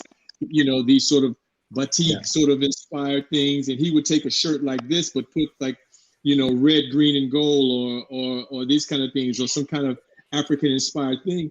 And so myself and guys like Q-Tip from Tribe Called Quest, and De La Soul, and Queen Latifah, and a lot of us that were kind of all hanging out in Washington Square Park back in those days were starting to be more Afrocentristic, as we called it. And this brand sort of fell kind of right in line with it, sort of inadvertently or accidentally. What were you going to say, Armando? That's crazy. No, I was like, wow, it's funny you said that, because I saw a segment on Q-Tip that he did his ancestry test, and he's actually from Guinea-Bissau. So I guess he was trying to connect all along. Okay. Yeah, but yeah, so anyway, But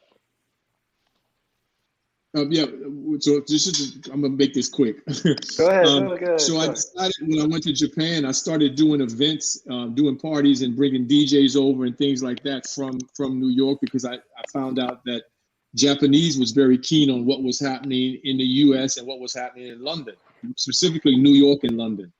And so I had connections in both places. I'd been spending time in London. I knew a lot of the guys in the scene in London. I knew Jazzy B, you know, before Soul to Soul. I knew a lot of the you know, guys like Alex Baby, and, you know, a bunch of those guys, Michael Koppelman and James LeBon and these guys.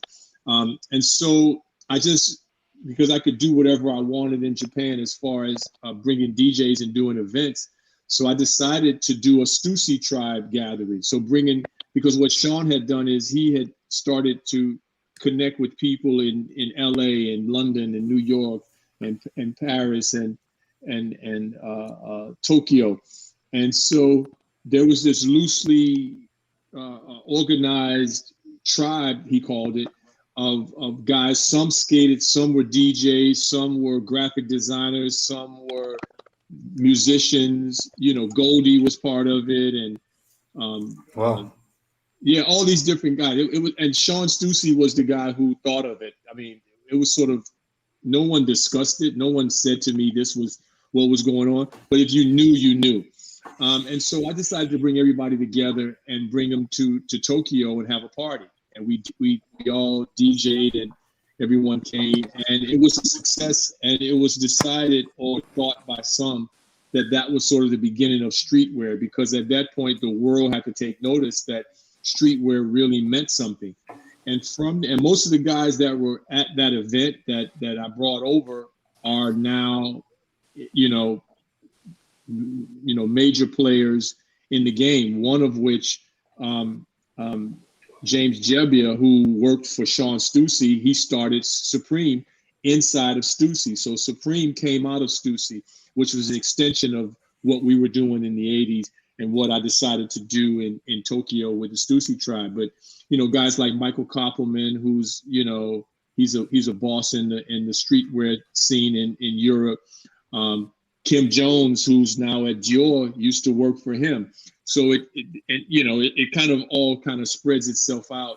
And now, every brand has a sneaker, and, kids they consider themselves sneakerheads and collect sneakers and things like that. So I sort of saw and was around and sort of an advocate, not even thinking about trying to monetize it.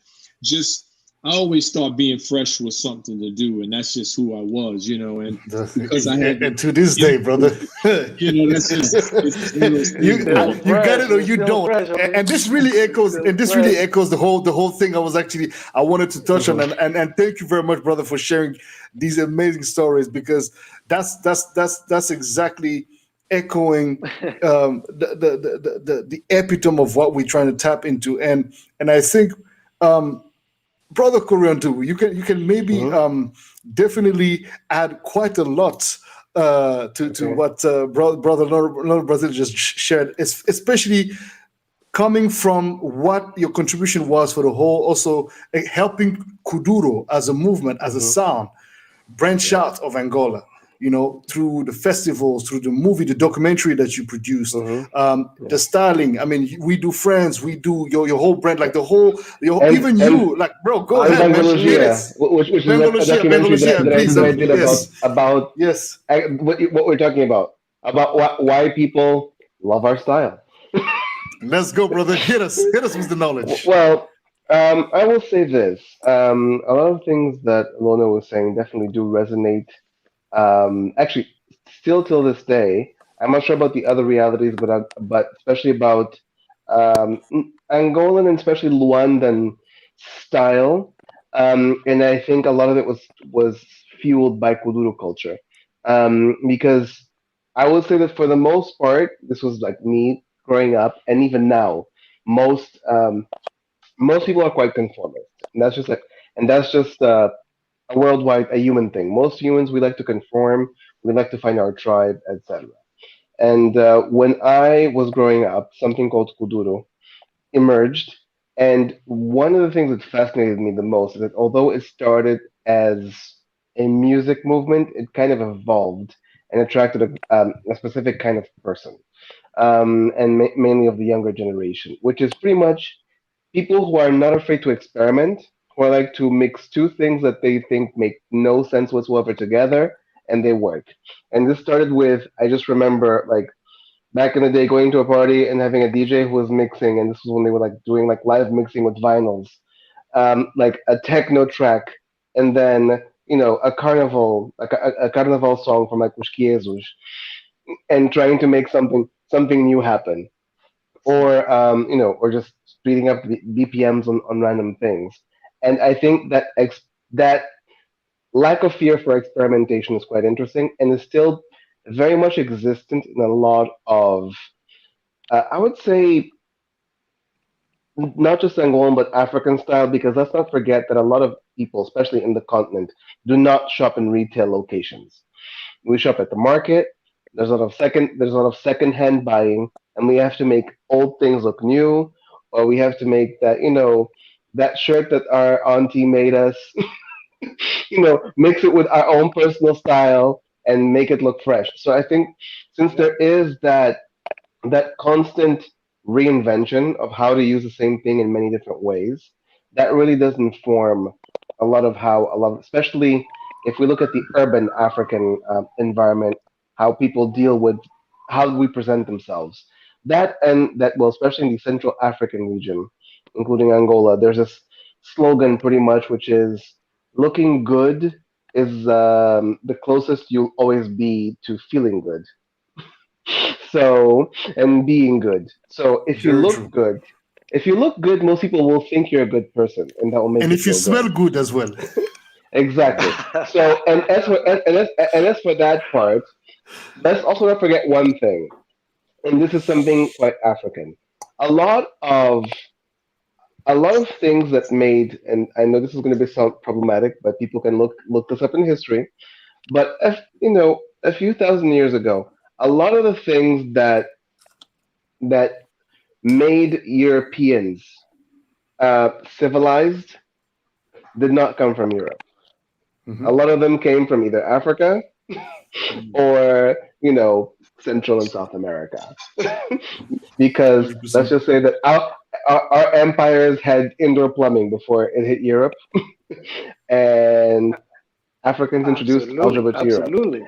and many and architecture and many other things. So, in terms of self presentation, there is a historical reason for why not all but most Africans have a relationship with how we present themselves.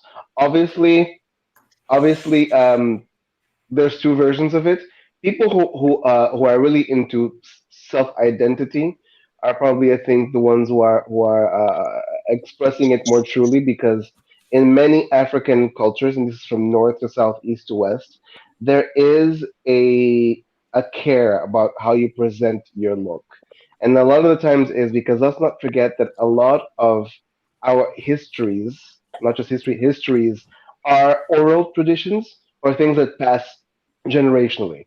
So one thing, and I was speaking, for example, to the late king of the Chokwe kingdom, which goes from like Angola almost all the way to East Africa, and he was saying, yes, the reason like I dress the way I dress because I'm wearing like my great grandfather's staff and the piece of jewelry that I inherited from this ancestor, this that I'm going to give to my son, and then he created, obviously he had a traditional reason of being, but the way he presents it and puts it together is very much his own.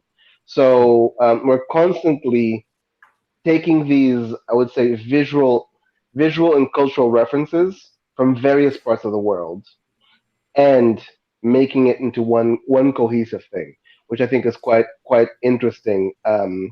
Not just now talking about Africans, but even diaspora, because I think as Yeah, but well, in especially the general, I places that were think colonized, we have to true. kind of create that new identity. Armando, go ahead. The whole fashion industry embedded himself into the our popular culture. I think you can go Yeah. back to 1920s and up until now. If you look at fashion, Or else you it's, current fashion today, or else where those it's references are Picasso. coming from. Like even from visual art, hey, Yeah, without African art, there would be no Picasso. exactly, That's incredible. exactly. That's So actually very I think true. No, it's important. And then that's which something which a lot of people don't know. That's true. Or Yves Saint Laurent. yeah, Mhm. but exactly. So like, that's the problem again. If you look, even when you look at fashion as a whole today, you know, fashion always embedded themselves into the black popular culture. sneaker culture, the hairstyle, the oversized trends. You can go on and on and on and on. And all these things can be traced back to the roots, the origin. And as to what both of you are saying, and even for you, Coréon Dú, as the producer of the beautiful documentary Bangladesh, it's, it really represents what is very important, which is the sapeur is pretty much the same thing. Dressing up is a sense of pride, is a sense of identity for in Africa and for Africans. And for me, even when I look at myself, it's the way I put myself is it's just an extension of who I am, and I want to be proud. I want to be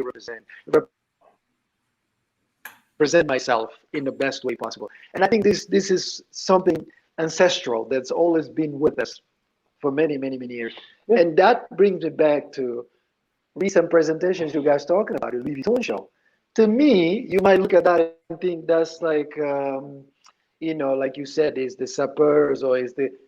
I think that's almost like a year of return going back to Ghana. It looks like all of these, the kings from Ghana back in the day, the way they put themselves together and all that stuff. And it's funny because most of you guys that have my personal Instagram will see that exactly one of the slippers that I'm developing with the same fabric, it kind of resonated. Almost the patterns were quite similar to what Louis Vuitton presented recently, and and when you look at that, where you got that from? My own mission, when I see that, is that Virgil really went in deep to say, I'm gonna really try to see where my roots is here, which is Ghanaian or Nigerian, whatever that is. Back in the day, during the period of Mansa Musa, the whole area was Mali Empire, and the whole thing, Guinea-Bissau was part of Mali Empire as well, before the Portuguese. So it's all coming from one place. And I think, again, to touch on the most important subject, which I've been advocating on since the killing of George Floyd, is that we really, truly need to know ourselves, where we came from. That's the most important path that we have in order to be free on our mind and liberate ourselves and connect together, because it's everything. When you look at it from every angle, it's coming from one source, and you can trace it back. It's taking it all the way back to that. You know what I mean? So, but therefore, allow me to ask you a question, Armando, because we have in these conversations now. Oh, Sure. it is, and I want you to answer a question, please, as we talk about this African, and when I say African, again, I include in that conversation African Americans, Caribbeans of African descent, etc. And anyone with African blood, including the less melanated, as history said. But especially for us. Am I the importance of shoes, brother. The importance of shoes for us, please, because you are an exquisite shoemaker. Please speak on that, brother. We need to understand, why is shoes so important for us? Why making sure that they're well polished, that we have the right shoe, the right color with the right outfit? Tell us about this, Baba. Well, my connection with making well-made shoes and yes. Before you go on your answer, please also tell us, why did you choose shoes? Because everybody else who is clothes, whatever, it was very impressive to me that in a very early stage you chose shoes. But anyway, go ahead. Okay. Yeah, sure. Well, I think it's easy to answer that question and move on to explain myself broadly. Choose for one reason. I think for me, I started connecting the dots now. Growing up, my parents, we were 7, in a house where my parents did their best to kind of give us the basics of life. Migrated from Portugal, and then, we had the basics. We didn't have everything we wanted. So shoes was very scarce. So I think I had about, growing up, if I remember, I had very little, like maybe 2 or 3 pairs of shoes. And then they would be open up and stuff, but I've always really liked shoes. And, I don't know if that's really what stayed in me as I grew up and I started modeling. I always had a fascination with shoes. I always start with shoes because I think it's a very important accessory. We can put, as a man, for example, for us, you can put on a pair of jeans and a t-shirt and, you're good. But I think shoes was just that way, as an accessory to me that was very important to kind of like show yourself, your identity, and and really communicate yourself through fashion. And so it developed throughout the years with modeling, traveling, and seeing all different pair of shoes. And I was like, if I have the opportunity to do something one day within the field of fashion, it will be shoes. It won't be clothes, because I think it was always easy to find different brands of clothes. Obviously now you have just a brand of shoes, but before it was just sort of like an extension of already existing, company that makes clothing that decided to kind of open up their offering and then make shoes.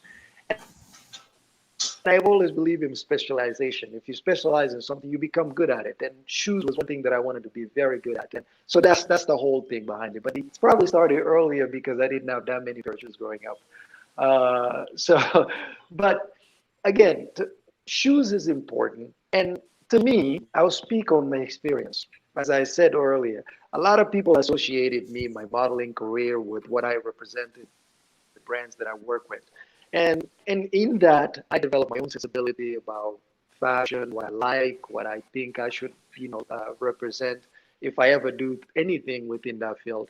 So it was always important for me to do something with quality. And I don't know about you guys, but I know that we are always judged. They're like, he's going to do shoes. Let's see how good or how bad he's going to be. So I did not want anybody to judge that, because I grew up with my mother saying this to me. When you're building up a house, make sure brick upon brick, you take intervals, you step back, you look at it. So nobody that's passing by will tell you, ooh, he's a little crooked like that.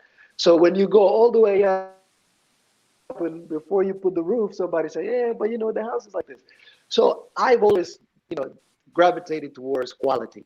I think is important, and I think especially in other ways, I think shoes is something important for our health. If you don't have the right shoes, depending on the type of job you do, the way you walk, if you stand on your feet, all of those things have impact. And as a model, I think that that was one of the first things you would know when the shoe is really bad, because it hurts.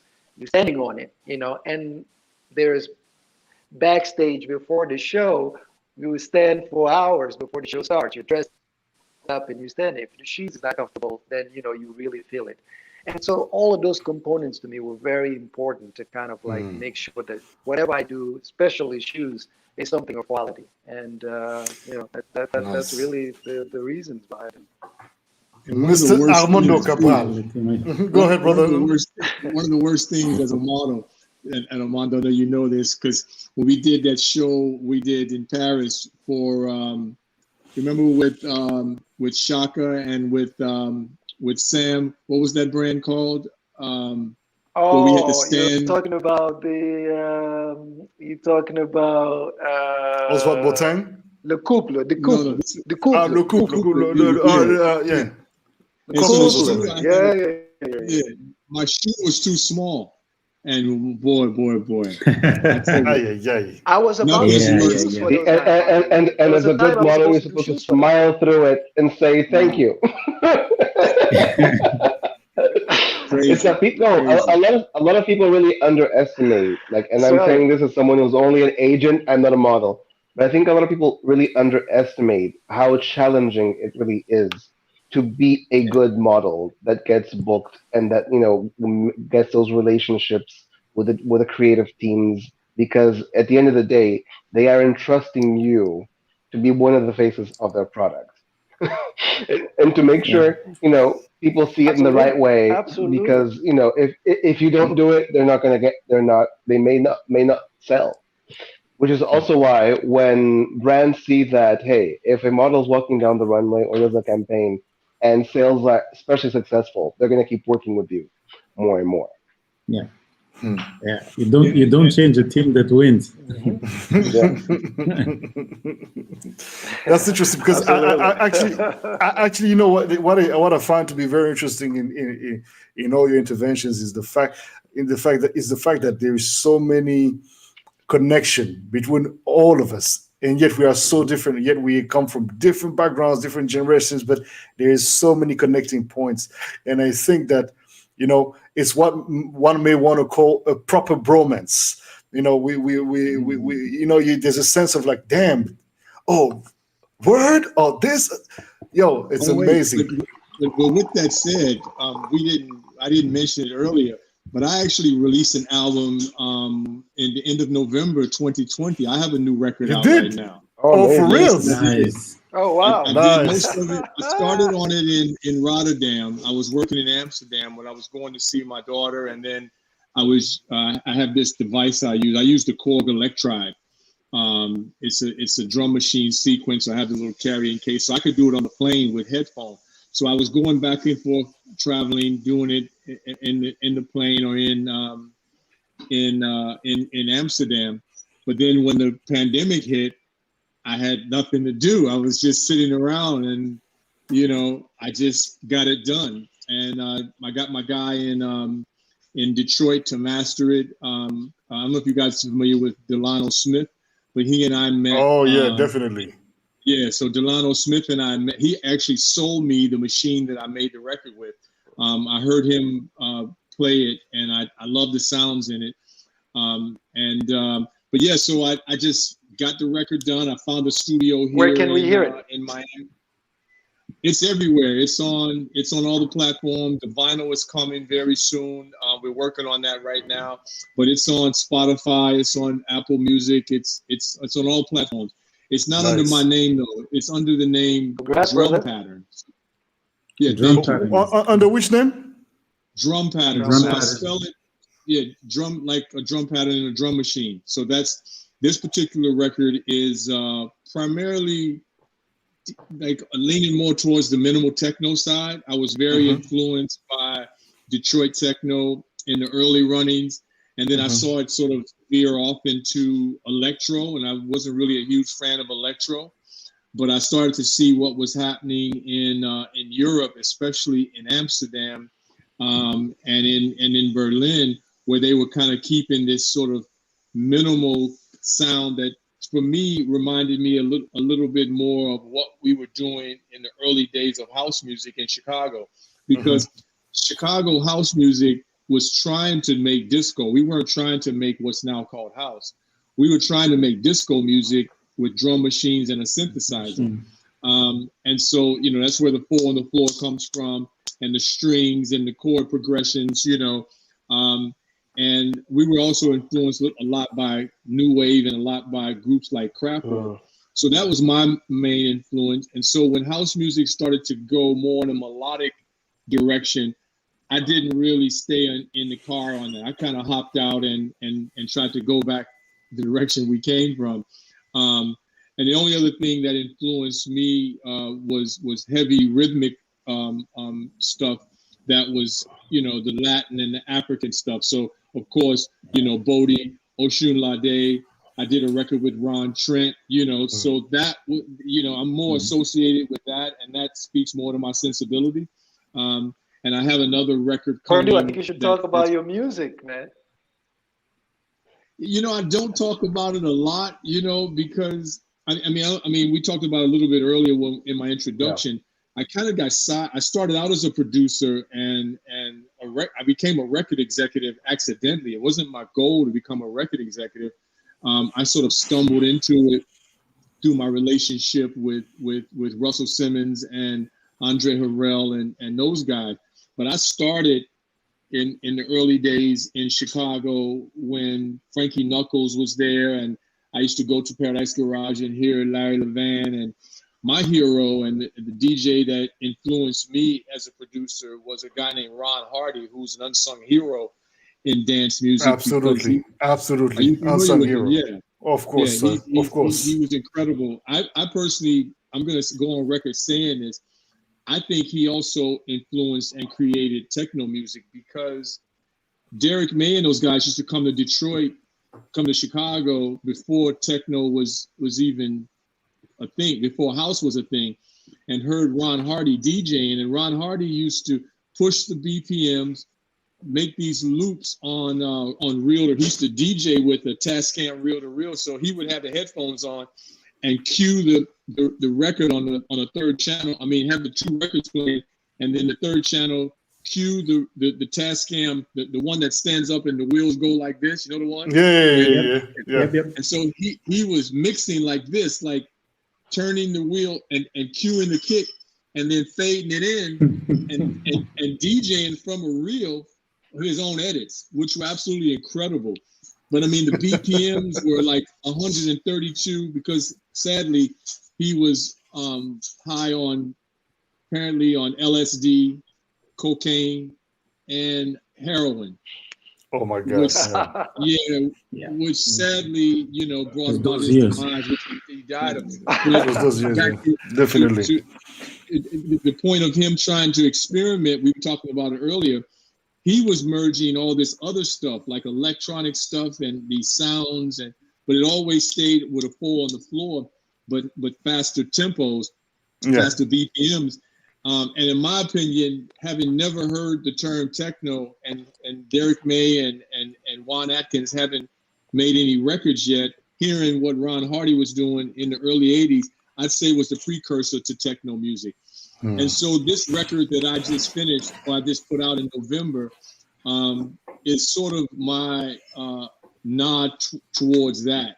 This record speaks directly to my influence, my inspiration from Ron Hardy and what was happening in the Music Box, was the club that he played. And this was sort of after Frankie Knuckles had introduced us to a form of dance music that wasn't heard.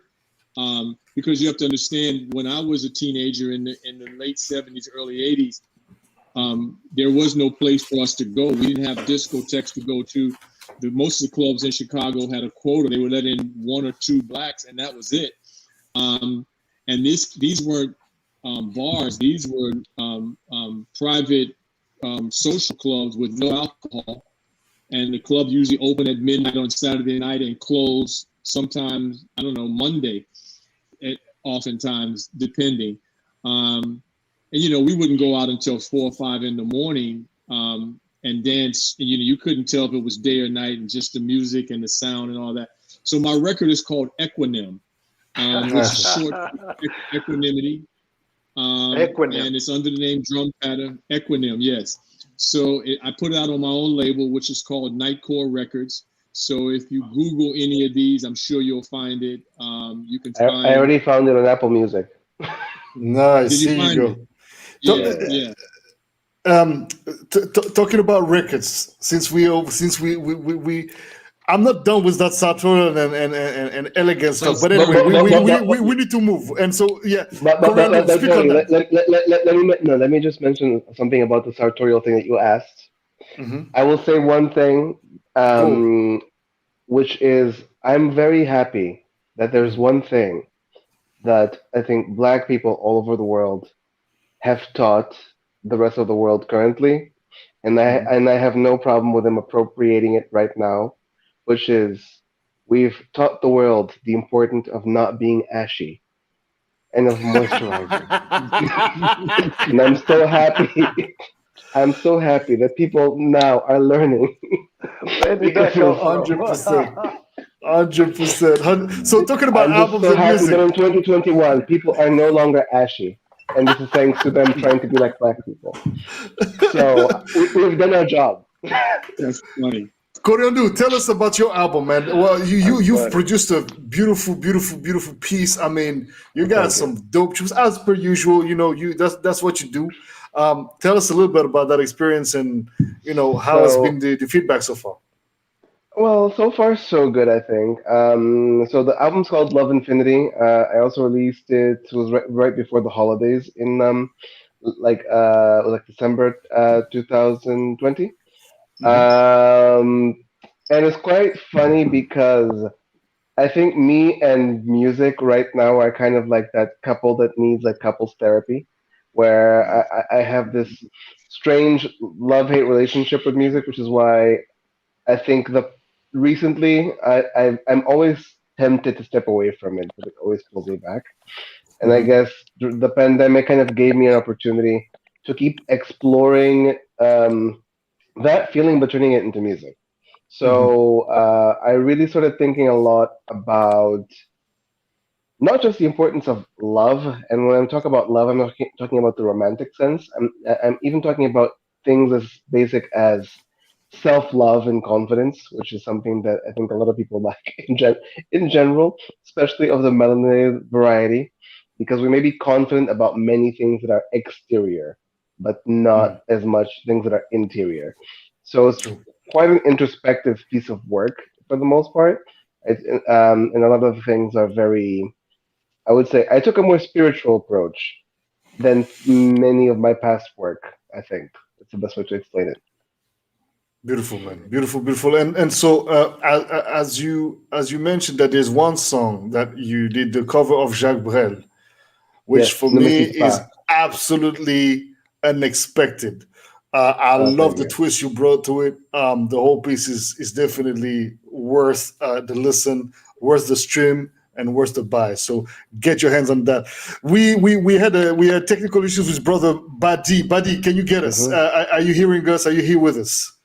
Yeah, yeah, I can hear you. You hear me good now, right Yeah, now? yeah, Buddy, I yeah, need perfect. to know about your music. You got to tell me about your music.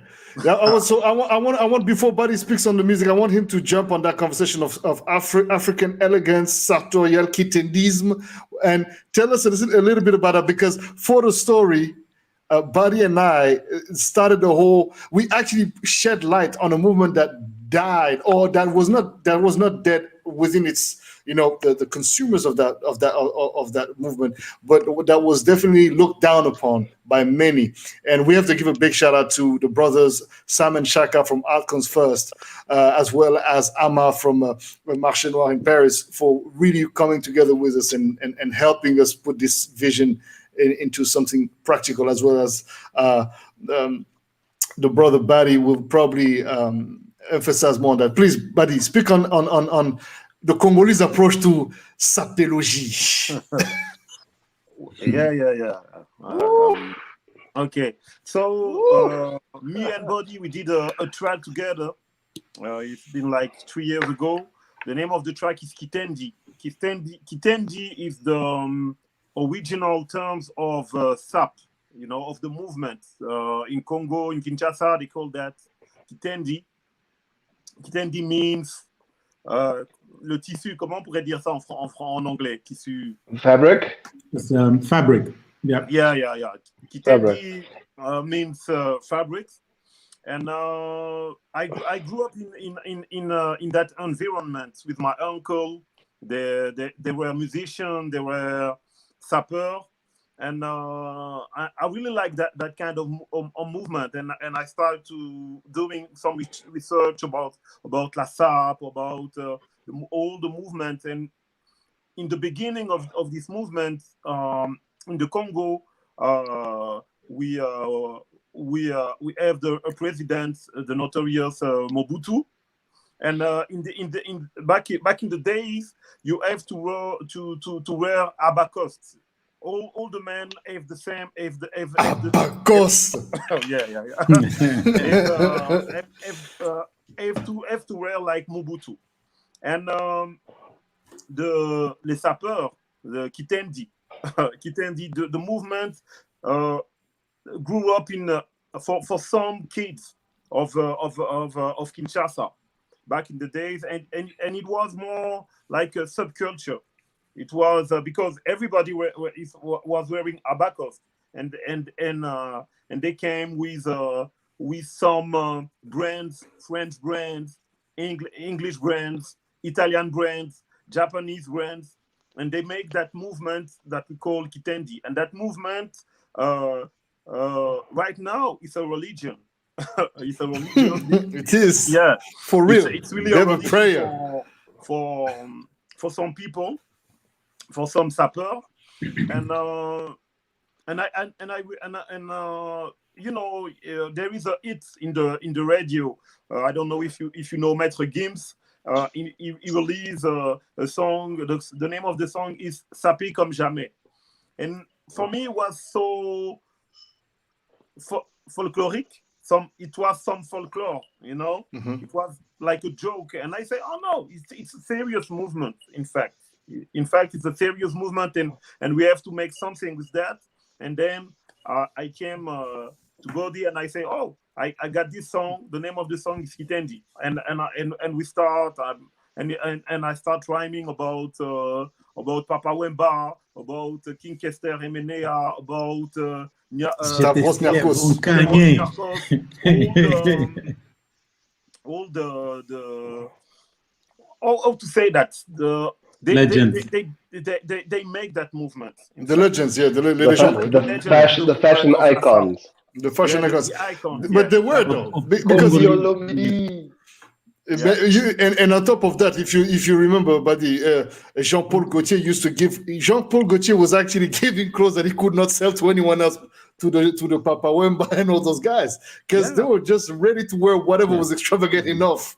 And it was they were wearing with so much swag too. And Yamamoto, Yohji Yamamoto is true, yeah. Papa Wemba was on the runway for Yohji Yamamoto back in the days. And they are very connected, because when we talk about wearing, about fashion, for the Congolese, elegance is a way of life, because when you are a sapeur, I'm going to say that in French because it's more fluent. Not true. You have to be bien sapé, bien chaussé, well dressed, bien accompagné, well fitted, and well accompanied. It's not just have good clothes. It's a way of life. You have the good shoes, the good wife, the good car, and of course the good house. Not just wearing. It was very that's the sense of Kitendi. But right now, in fact, it's more like I think the brother Coréon say that it's more like you have to be nice clothes to be respected. But in the beginning, it's not just about the clothes. It's about the way you're living, the way where is your house, where is your car, where is your shoes.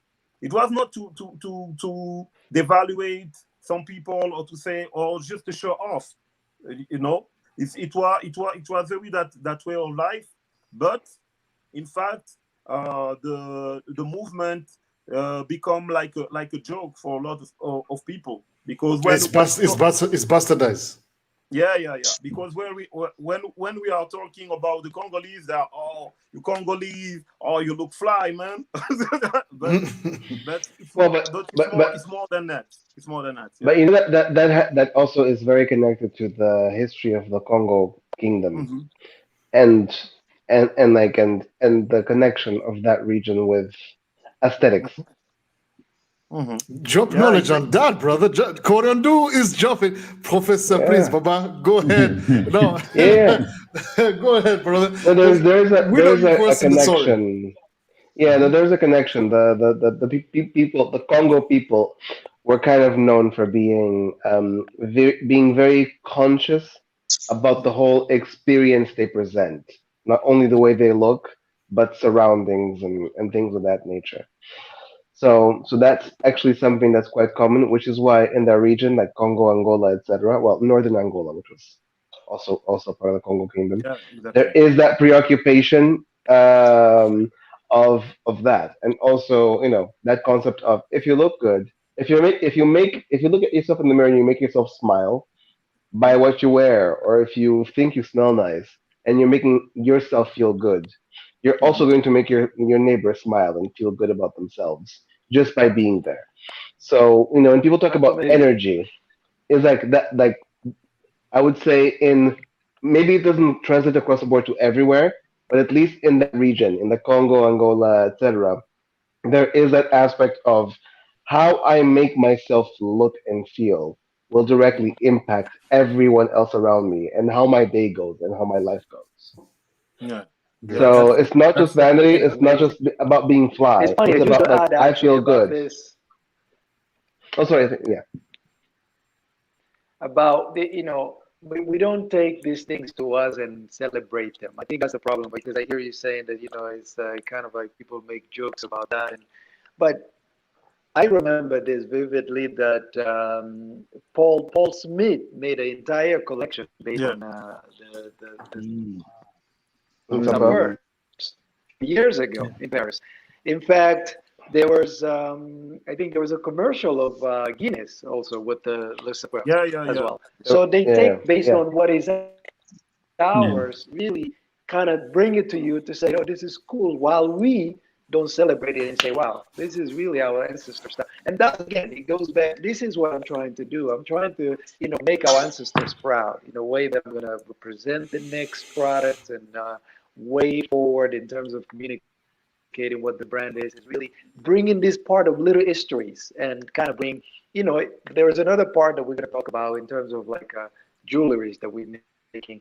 The occupation and the time that the Moorish people, which is the black people, ruled Portugal and Spain for all these years, that a lot of people are not familiar with those things, and bring some of those things to light to kind of talk about it. I think it's time for us to start celebrating what really made us who we are today. If we just had to keep this conversation within fashion, there's no place in fashion you're not going to go today to top where you're not going to get popular black culture infiltrated into it. There's almost none, really, so it's like whether it's the hairstyle or anything you could talk about, particularly today when you talk about streetwear. Ever since when, like, brands used to make like sneakers and all that stuff, they never used to do that. It was all tapping into the black culture. So my movement now, it's really into this. It's really discovering the deep history of Africa and trying to bring it in a way that obviously make it to today, modernize it, but also coming up with the history that because the product will wear out, but at least when you get the information out of it, it's something that you can, and that is, I think, is the new celebration of what we hope to get done with the new movement of Armando. Yeah, that's the well, congratulations, brother Armando, for this new collection, man. It is. Familiar with. Go ahead. Sorry, I was cutting. Sorry. I think so. We'll see what happens, but it's exciting. It's exciting what's coming ahead. Yeah. Brother Lono, what you got next? What you got coming up, man? I always just want to say that, thinking back when everyone was speaking about, especially Badi, when he was speaking about Sapeur and about how you dress, where you live, and all of these things. I, as I said earlier, I'm Creole, and when I think back to my father and my grandfather and my great-grandfather, my great-grandmother, and I look at photos and things like that, being in Louisiana, which is arguably the birthplace of jazz, influenced a great deal how everybody else in America wanted to dress, But I've never saw a photograph of my grandfather or my great-grandfather, any of them, without a shirt and tie and suit and hat. My grandfather, who I knew very closely growing up, I never saw him in a pair of sneakers, not even once. He didn't own a pair.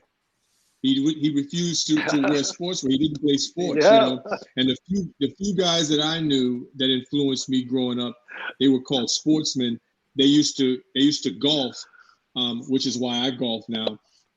But aside from that, shirt and tie and suit every day, man. Hat, everything, overcoat, gloves, scarf, all of it. And these weren't rich men. Let me just say, they were not rich. About that as well. You see? And so, this kind of thing, going back, what's that? No, I said my father. I know all too well about that. My father was the same thing. Yeah, and they weren't rich, and it was just the way you presented yourself and that appearance, And also too, I grew up very close to the Mosque Mariam #2, which is the place where Honorable started the Black Nation of Islam. Brother Lono, you were breaking up. Can you repeat that? Say the wrong thing. Everything went off. No, you were breaking up. Can you repeat that? You repeat the whole sentence got chopped off. Your connection got lost. Okay, so the neighborhood I grew up on the south side of Chicago, very close to me, was a place called Mosque Mariam number 2, which was the headquarters for the Nation of Islam, which is where Honorable Elijah Muhammad started the movement, the Black Muslim movement in America, which gave birth to Malcolm X and Mosque number 7 in Harlem. But I live very close to that. And so my neighborhood, the reason why I was able to avoid gangs and get in trouble is my neighborhood was primarily policed by the Nation of Islam. They call them the Fruits of Islam. And these brothers wore bow ties, they wore jackets. I mean, everybody was clean shaven. It was straight down the middle. There was no variations on that. As a matter of fact, just like the Jewish culture and religion, the young kids, even when they have PE, they have to wear hard-soled shoes, white shirt. They don't even get to wear sportswear. So I think it's very interesting, as I said, growing up for me, being influenced by my grandfather, my great-grandfather, and how they dressed. And again, like I said, they weren't rich. None of them were. They were okay. They drove Cadillacs and they wore tailor-made suits, and very nice clothing and fit well. And that influenced me, and I think allowed me the opportunity or the permission to think it was okay to do that as well, you know. But you know, when I became aware of the Sapura movement, it reminded me of where I come from, because we're talking about stone cold ghettos, man, where you know, there's no opportunity, there's no jobs, but yet you see the men walking through, you know, everything is, you know, like that. So it's kind of the same as my point, you know. I can relate to it as well.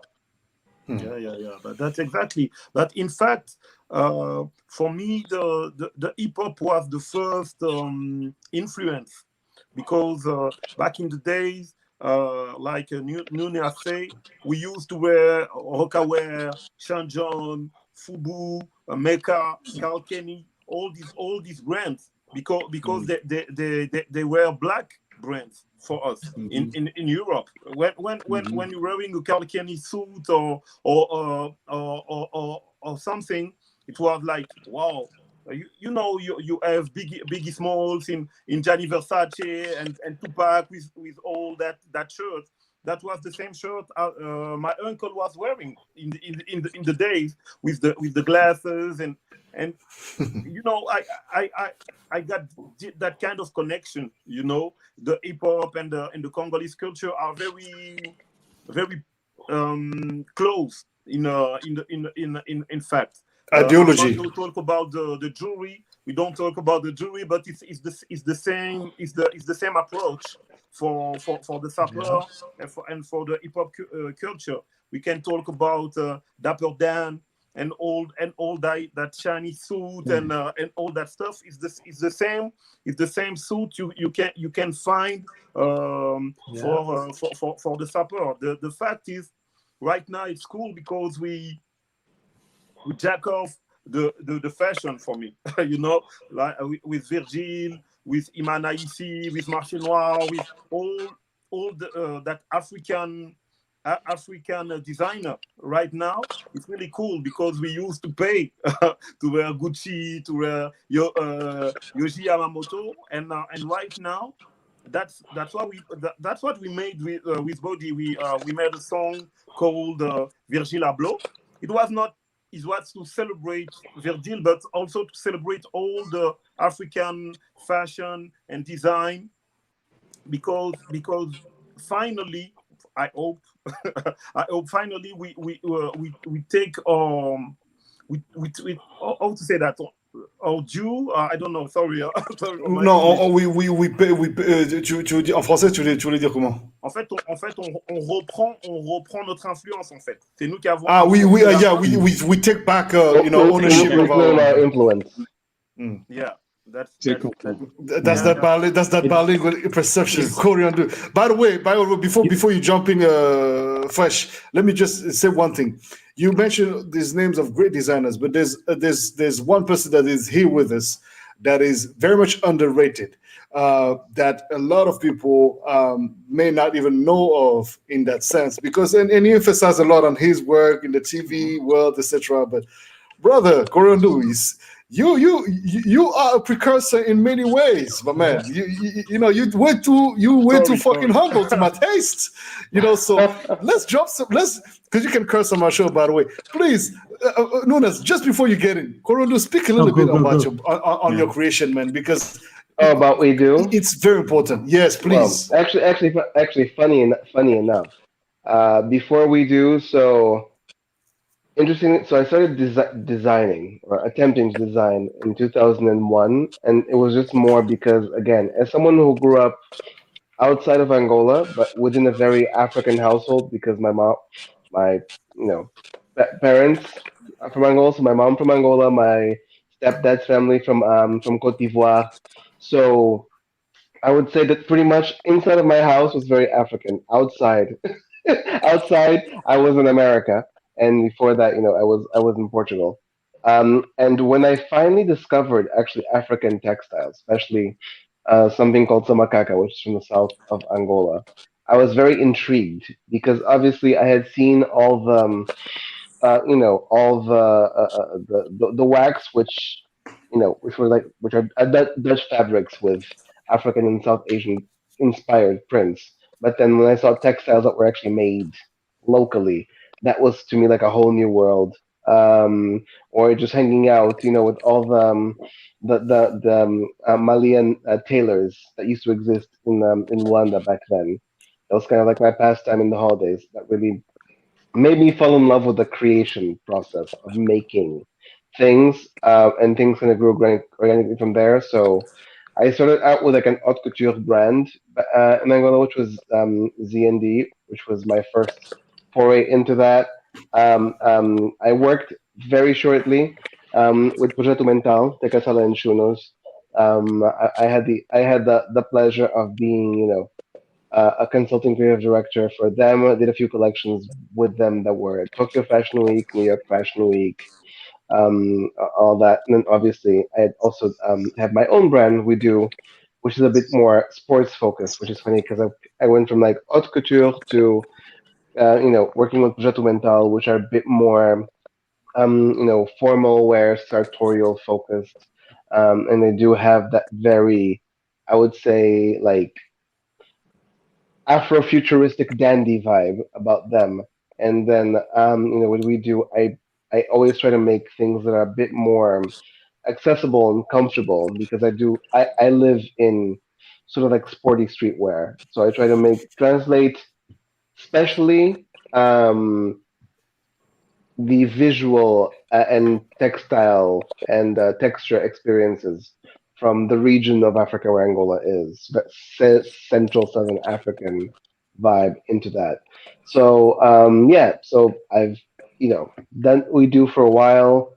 Currently, although the struggle is real, it is currently available for retail in Dallas, Texas, in London, and in Angola as well.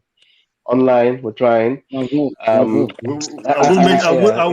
make sure to have the links to all your stores in the description section of this video on YouTube, by the way. And I'll say this, Boddhi. Okay, I won't be as humble about one thing, which is I will say this. You're welcome to all the reggaeton artists that dress like me, and that discovered African swag post 2014. Because I'm not going to name names, but a lot of people, if you look at I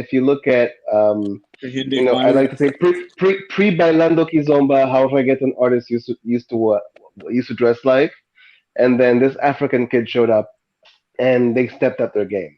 So I'm happy about that. Amazing. I like that. Yeah. Fresh Nunas, dropping the knowledge, because okay, this is the thing, right?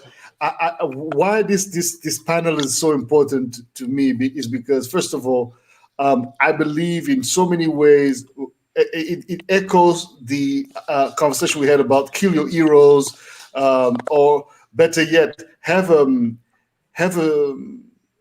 you may not even have a preconceived idea about anyone, but you may have an impression on people. And then when you connect, and when we connect everyone together, you're like, oh shit, oh, this guy is super cool. This guy is super cool. It's like, oh shit. So I'm looking at Nunas, the way we met. I remember we met in Miami during Winter Music Conference. I don't remember which year it was, but it was many, many moons ago. And I looked at that guy's style. I was like, yo, that brother is so stylish, but he's so weird. The way you look was just weird. I was like, yo, and you were, and Nunas was, and you gotta remember, Nunas, we are Winter Music Conference. So it's like you got all the big parties, and Nunas just stands out with the looks. And it's just like one of them things, like this brother, and he's really tall, and he's skinny, but he's not skinny. We say in Africa, if you see somebody skinny, ask them, is it disease or is it natural? Because if it's natural, don't mess with them. And so anyway, with that being said, Nunas, I'm really happy that you're with us in this panel as well, because I think that you're also a visionary, you're a philosopher, you're a man who has great taste in music, and also very underrated for your contribution on so many levels, not only just music, but also culturally in Mozambique. You were part of many of the movements that were in their, conceiving phases. And you took part in a lot of things, but always had like a bit of a backseat position. Tell us a little bit about that and, some of your future projects. Yeah. I'm like, I don't know, I'm this lucky guy that I'm in the beginning of great things, but then I go to something else and fade out. And then, I'm the same. Away. I connected with you a lot. Like what you were saying, you're connecting, and I end up fading out. And, after living in the desert, I learned the sand end up covering, and, until someone goes and digs and finds it, and hey, it's the gold. But with that said, I remember when Armando was starting his brand. I went to Armando with Jimmy to see the shoes, and he was talking about, the quality, because I saw all these things, like Armando putting the shoes, like, yeah, this is the new model and stuff. And I was really impressed. I'm like, this guy, we're all trying to make t-shirts or clothing brand. And this guy's making shoes. I'm like, yo, why is he making shoes, man? There's no business in this. But here we are, here we are, because maybe, I was with the current, most African guys, we all go for, I want to have a fashion brand. Even me, I was dreaming on this idea of, opening a fashion house, but, you were talking about your mama and Armando, stepping back and looking at the quality of your product. I realized, a fashion house, you don't just build like that. You need a lot of work. So with everything I was doing, music at that time and everything, I always do either, I'll deal with local starters and make some clothes, but I never release because, I never feel that the quality is good enough for me to say, okay, this is the level of what I want to do. So it's just test. I keep on testing all my life, maybe. And maybe now we're about to start something serious with Badi, but then COVID came. Yeah. And sort of blocked us, and we were on this idea to release a proper urban brand, for urban Europeans, we put it this way, to which urban African rituals was the concept, and I was inspired a lot with what Lono was saying on how they influence the whole general market, because I lived in New York, so I relate with a lot of references you are giving. I work at this club called Bungalow 8, where a lot of my style, you're saying, Boddhi. Amy Satva, right? Yes. Yeah, with Amy. Do you know Josh? No. Was a manager for a while. Josh, he's Jamaican, something. No, but I know, Daryl Gibson? Probably. Yeah, he's down here. I was DJing And I was DJing in there, so just going the man in the glass and just staying there until the night. I'm sure we've met, or we were there at the same We time. we crossed. So my style was a lot of influence of all these places, because I'll go and I will see real styles. You know these places. You'll see real inspiration. And, you know, so I was creating my style, and then I transited to the Afro house scene, which we were doing with Louis Vega and Anane when it was not a genre yet. We're just figuring out. And when I go to Miami, I had that style that was not from that world, but it was mixed with so many things until I left New York, and here I am. Like I had the chance also to travel a little bit. So, and I saw that too. You saw that? Yeah. Now they're not laughing at what you're saying, Nunas. It's because I'm showing the comments. Yeah. I'm seeing. I'm reading as well.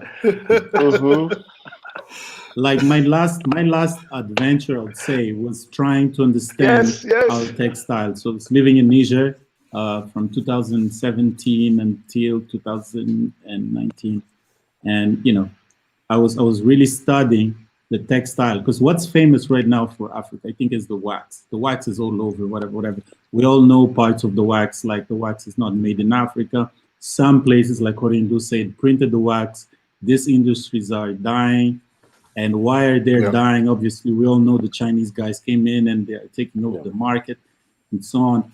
But like, I was also most interested, like Armando is studying things, like why are we so attracted by the wax? Like bees are attracted to honey. Why are we so attracted to this thing? What is it about the wax?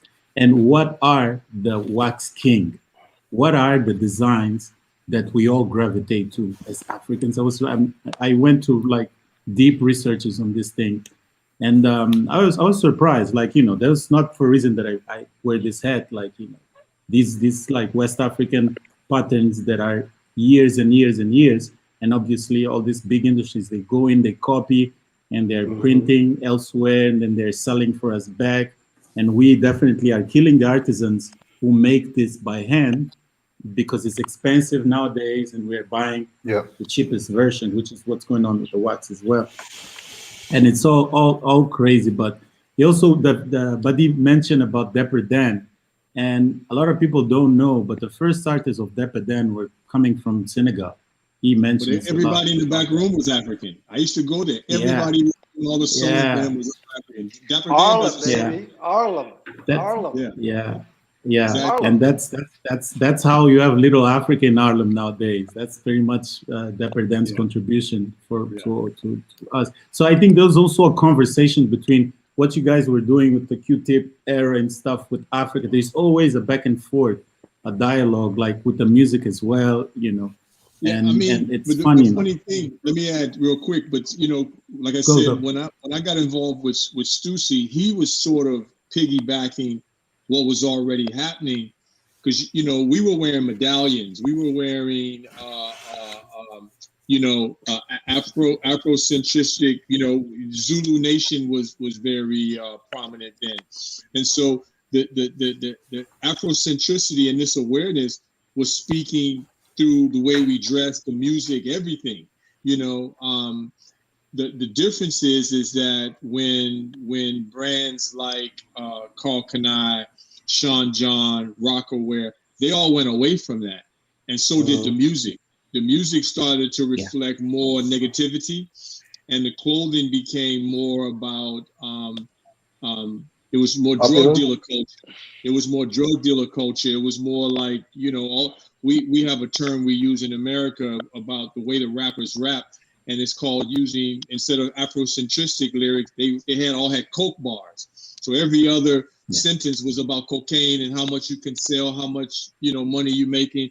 And the dress became more like the hustlers, and the hustlers they dress more less Afrocentric, and I think that's where the trend, where the record labels went away from that and didn't want to promote this, you know. And I have to say too, like Coréon Dú, I'm going to be not so humble right now.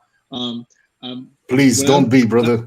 When I became a record executive, I tried very hard to move dance music into the major label space, and no one was interested. They just didn't want any parts of it. And now look at where dance music is, and look where all the other stuff is. Dance music rules the world. You know, the only, and a lot of people don't realize this, but the one form of Black music that has consistently grown and grown and grown and is still growing is techno and house.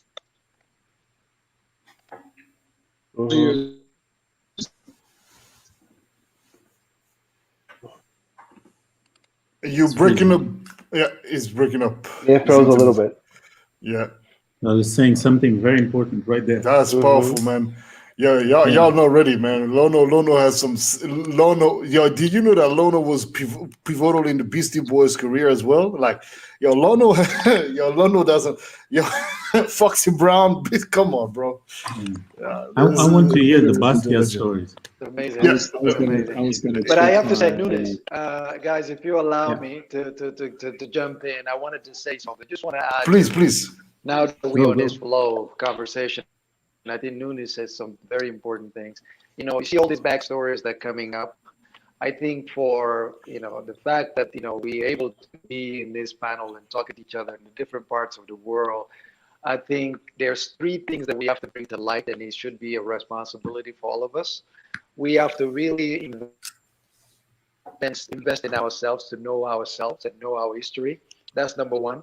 I think it would be very important to continue to somehow, however we can, in our own ways, representation does matter. Because for having someone like Coréon Dú, like Nunas, like, Lano, like Badi, and, all of us have somehow influenced somebody in a way. And I think this is where the importance of having the representation, which is what we all been fighting for, to be represented, to be included, and so that the next person can look up to you and say, "Wow, I want to be like Lono, I want to be like Boddhi, and I want to be like Nunas." Vice versa, like all of us have that power, and I think it's something that we all have to do. And this is where unity and awareness and consciousness and dialogue, coming together really will probably make things great. And you were saying earlier that probably you're just a connector because you do things that, you never really, go to the final stage of it. Perhaps that's just who you are, that you have to be a connector. You bring people together. I think actually working behind closed doors or being in the backstage while, the focus light is on other people, that's the most important job. Because I'll take an example. It's not the show. For us, I don't think as a model, we just show up to finish the job. But the guys that put the lights together, the sounds and all that stuff, those are the guys that make the show. And I would probably say it goes the same thing for the music. So, in that regard, I think each one of us we all have our own path. We're going to come to it. We're going to figure out, one of us, it's the great connector. The other one is the great deliverer. The other one is the maker, but that's the important thing, recognizing those things and putting them together. And I think each one of us here should have the responsibility of really, doing the best and having those, connecting these dots, because then this representation will be meaningful for the next generation. They're going to see that, wow, they were from different parts of the world, but they came together. They talk about their experiences. Your experiences turn into my own experiences, and my story, it's somebody else's story that become an history, So I think that there has to be a consciousness on that, and whatever that is that you do, embrace it and do it the best way possible, because we're not all here to do the same job. This is why most of us are in different fields and have different skills and multiple skills. Brother Armando, the light is coming. Well, since you preceded me as we're coming to the end for this beautiful, unexpected, almost 3 hours conversation, which has been filled with so much gems. It is the moment for me to give. Armando, you just had the floor. You just brought your conclusion, which was absolutely stunning. I'm going to give the floor to Brother Coréon Dú to maybe add some conclusions to, any other words you may want to add before we wrap up. Well, it's definitely very nice to, again, to have this conversation, and I'm glad especially that we spoke about one really important ingredient, which is we really must learn to respect and appreciate ourselves, starting with like ourselves, the individual person, but also our people from our own community. Of course, I am a believer that not all skin folk are kinfolk. So we are not obliged. We are not obliged to like or love everyone because they come from the same place as us or because they look like us. But we have to at least on that human level appreciate and respect that they have someone to offer, even if it's not to us, but to somebody, and to not, try to cut them at the knees every time someone's trying to get somewhere. And then also, you may be allergic to other people's success, but that's not going to make up for your failures. So don't be afraid to fail. It's part of the learning curve. But let other people, fail and succeed, because that's also their right. That's all I have to say about that. But that being said, keep it positive and keep it moving. Brother Lono Brazil. Yes, sir. Your words. Well, to conclude, let me first say that it's been an honor, a privilege, and a delight to spend this time with you, brothers. I wish we could do this more often because, this kind of dialogue and this kind of exchange just doesn't happen enough. And I have to also say too that you all make me feel very proud to be African, because it's not something that's openly celebrated genuinely by a lot of us here, because of the fact that you're looked upon as being less than if you. And ironically too, I have to say that African Americans and Africans don't intermingle much here in America. It's a very strange phenomenon. I don't know why that is, but it's one of those things. Most of my friends in Europe are African, obviously. But most of my friends in Europe are African. I have a lot of European friends that are from Europe, but the majority are African. But I have no African friends here in America, with the exception of Armando. and I think this is a beautiful platform, because we all have our own individual followings and our own individual reach and influence and people that follow us. I think showing that we can come together collectively and have a real conversation with talking about real issues and real things. You all brought us some very real, compelling things that definitely are going to send me on my way to do more research and to find more information to follow up. And I hope the people that are here because of me will do the same and follow all of you. And I like to hope that some of your followers will find something that I'm doing interesting and hopefully come back and check with me. I'm on all the social media platforms. You can find me, just if you Google my name, it's all there. I try to touch base with as many people as I can. I try to help and reach out to as many people, especially young people, because I feel like not enough young people have true mentors and people that will give them real information, sound information, and talk to them in a way that they really can get useful information. And so I try to do that as much as possible. And let me also close by saying that if any of you ever want to reach out to me, feel free. I'm always willing to talk. We have nothing but time usually. So, it'd be great to hop on an individual one-on-one level and just chop it up, as we say, just to further familiarize and get to know one another. And then hopefully we'll be able to do this same meeting in person, either in Lisbon, in Portugal, in Paris, in Africa, somewhere in the US, but let's put that in the universe. Let the universe know that's something that we really would like to do, because I'd love to meet all of you all in person and break bread. Fantastic. Well, as you said, let me add that when I'm going to end this broadcast, we are still going to be on. So if you guys want to get in touch, we can always share our coordinates in private. Brother Badi, your words to wrap up this conversation. Oh, first thing first, thank you because you make a great connection today. It's very important for me to connect with some beautiful soul. It's very important. And I hope everyone is safe. Take care of your family, take care of yourself, and just love. Amen to that. Fresh Nunas. Amazing. Thank you.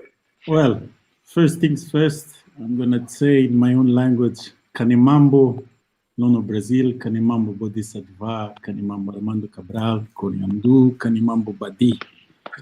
That means obrigado, or thank you very much. Yeah. For you guys give time to be here and exchange. It was very rich. And thank you for the audience, everybody that contributed on the comments and took their time to help us make this a great event. And I think you guys said it all.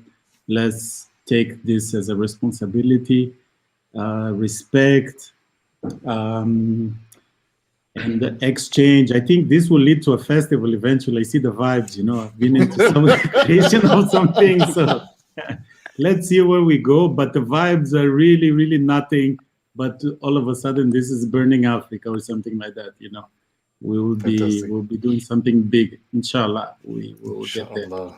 Inshallah, man. Thank you very much, brothers. And well, since I'm the one closing this conversation as the host, I'm overwhelmed with emotions. I'm actually almost gonna have a teary eye because this means a lot. It means a lot to me because we just lost Lono. He's probably gonna come back because to gather the great gentlemen that you all are means that you entrust me with your peaceful space, and you entrust me with the respect of that space, and with bringing forth to each and every one of you other souls that may connect with you in some way, shape, or form. And so, I thank you, brother Armando, brother Coréon Dú, brother Badi, brother Lono, brother Nunas. I mean, this was important for me because you all have a very special place in my heart. We don't speak all the time, but you are people that I highly respect,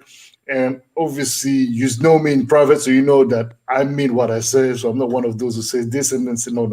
We are not double-faced, and it's really such a privilege and an honor to have had the luxury of your time. And just a little vanity question to my brother Coréon Dú. Well, since your business is mainly TV oriented as well now, and you do make sure that the clients that you work with are satisfied. How do you like the body of this show? How do you like the logo, the placements? Critics, please. I want all very well produced. Okay. Starting with the host. Voice and vibe and fashion, and I like your intro. The color scheme's also working. It's very like calming to the eye. So it's all working. You know what? It's very interesting, brother. You killed it. I appreciate that. Because believe it or not, actually, I know we all are very sensitive to details, but I know that one person is very sensitive to details is Coréon Dú. So I was like, I want to make sure my flyer and everything looks really uptight and proper and on point with the coloring. So I'm glad. Thank you very much. Well, here you go. My light died. Well, that's the beauty of live transmission. Family, it has been a pleasure to have you all. I want to thank also brother Keisha. Keisha was in the chats, sending so much love to each and every one of us. So thank you, brother Keisha, Nelson Freitas, Rosa Fly, now myself, Elise Boys, Emmanuel Etienne, Sister Kiara, Jean Young, Raza Shen, Brigitte Manu, Michelle Pereira, Oh my God, Freddy the Stupid, Mehdi Bariri, Achilles, everyone, Sister Dan Richardsford, everyone of you logged in, whether on Facebook or YouTube, because I was obviously retransmitting the show on Facebook as well. I decided to do that last minute, a little bit of vanity, sorry. And so with that being said, man, it has been a pleasure. Family, see you next week for another Confinement Talks. This has been probably the third and so far most epic Confinement Talks we had so far. And thank you all, gentlemen. Kings, may you be blessed and continue to shine your bright lights and inspire the generations to come. Thank you very much, yo. Thank you. Merci. Thank you. Thank you. Thank you.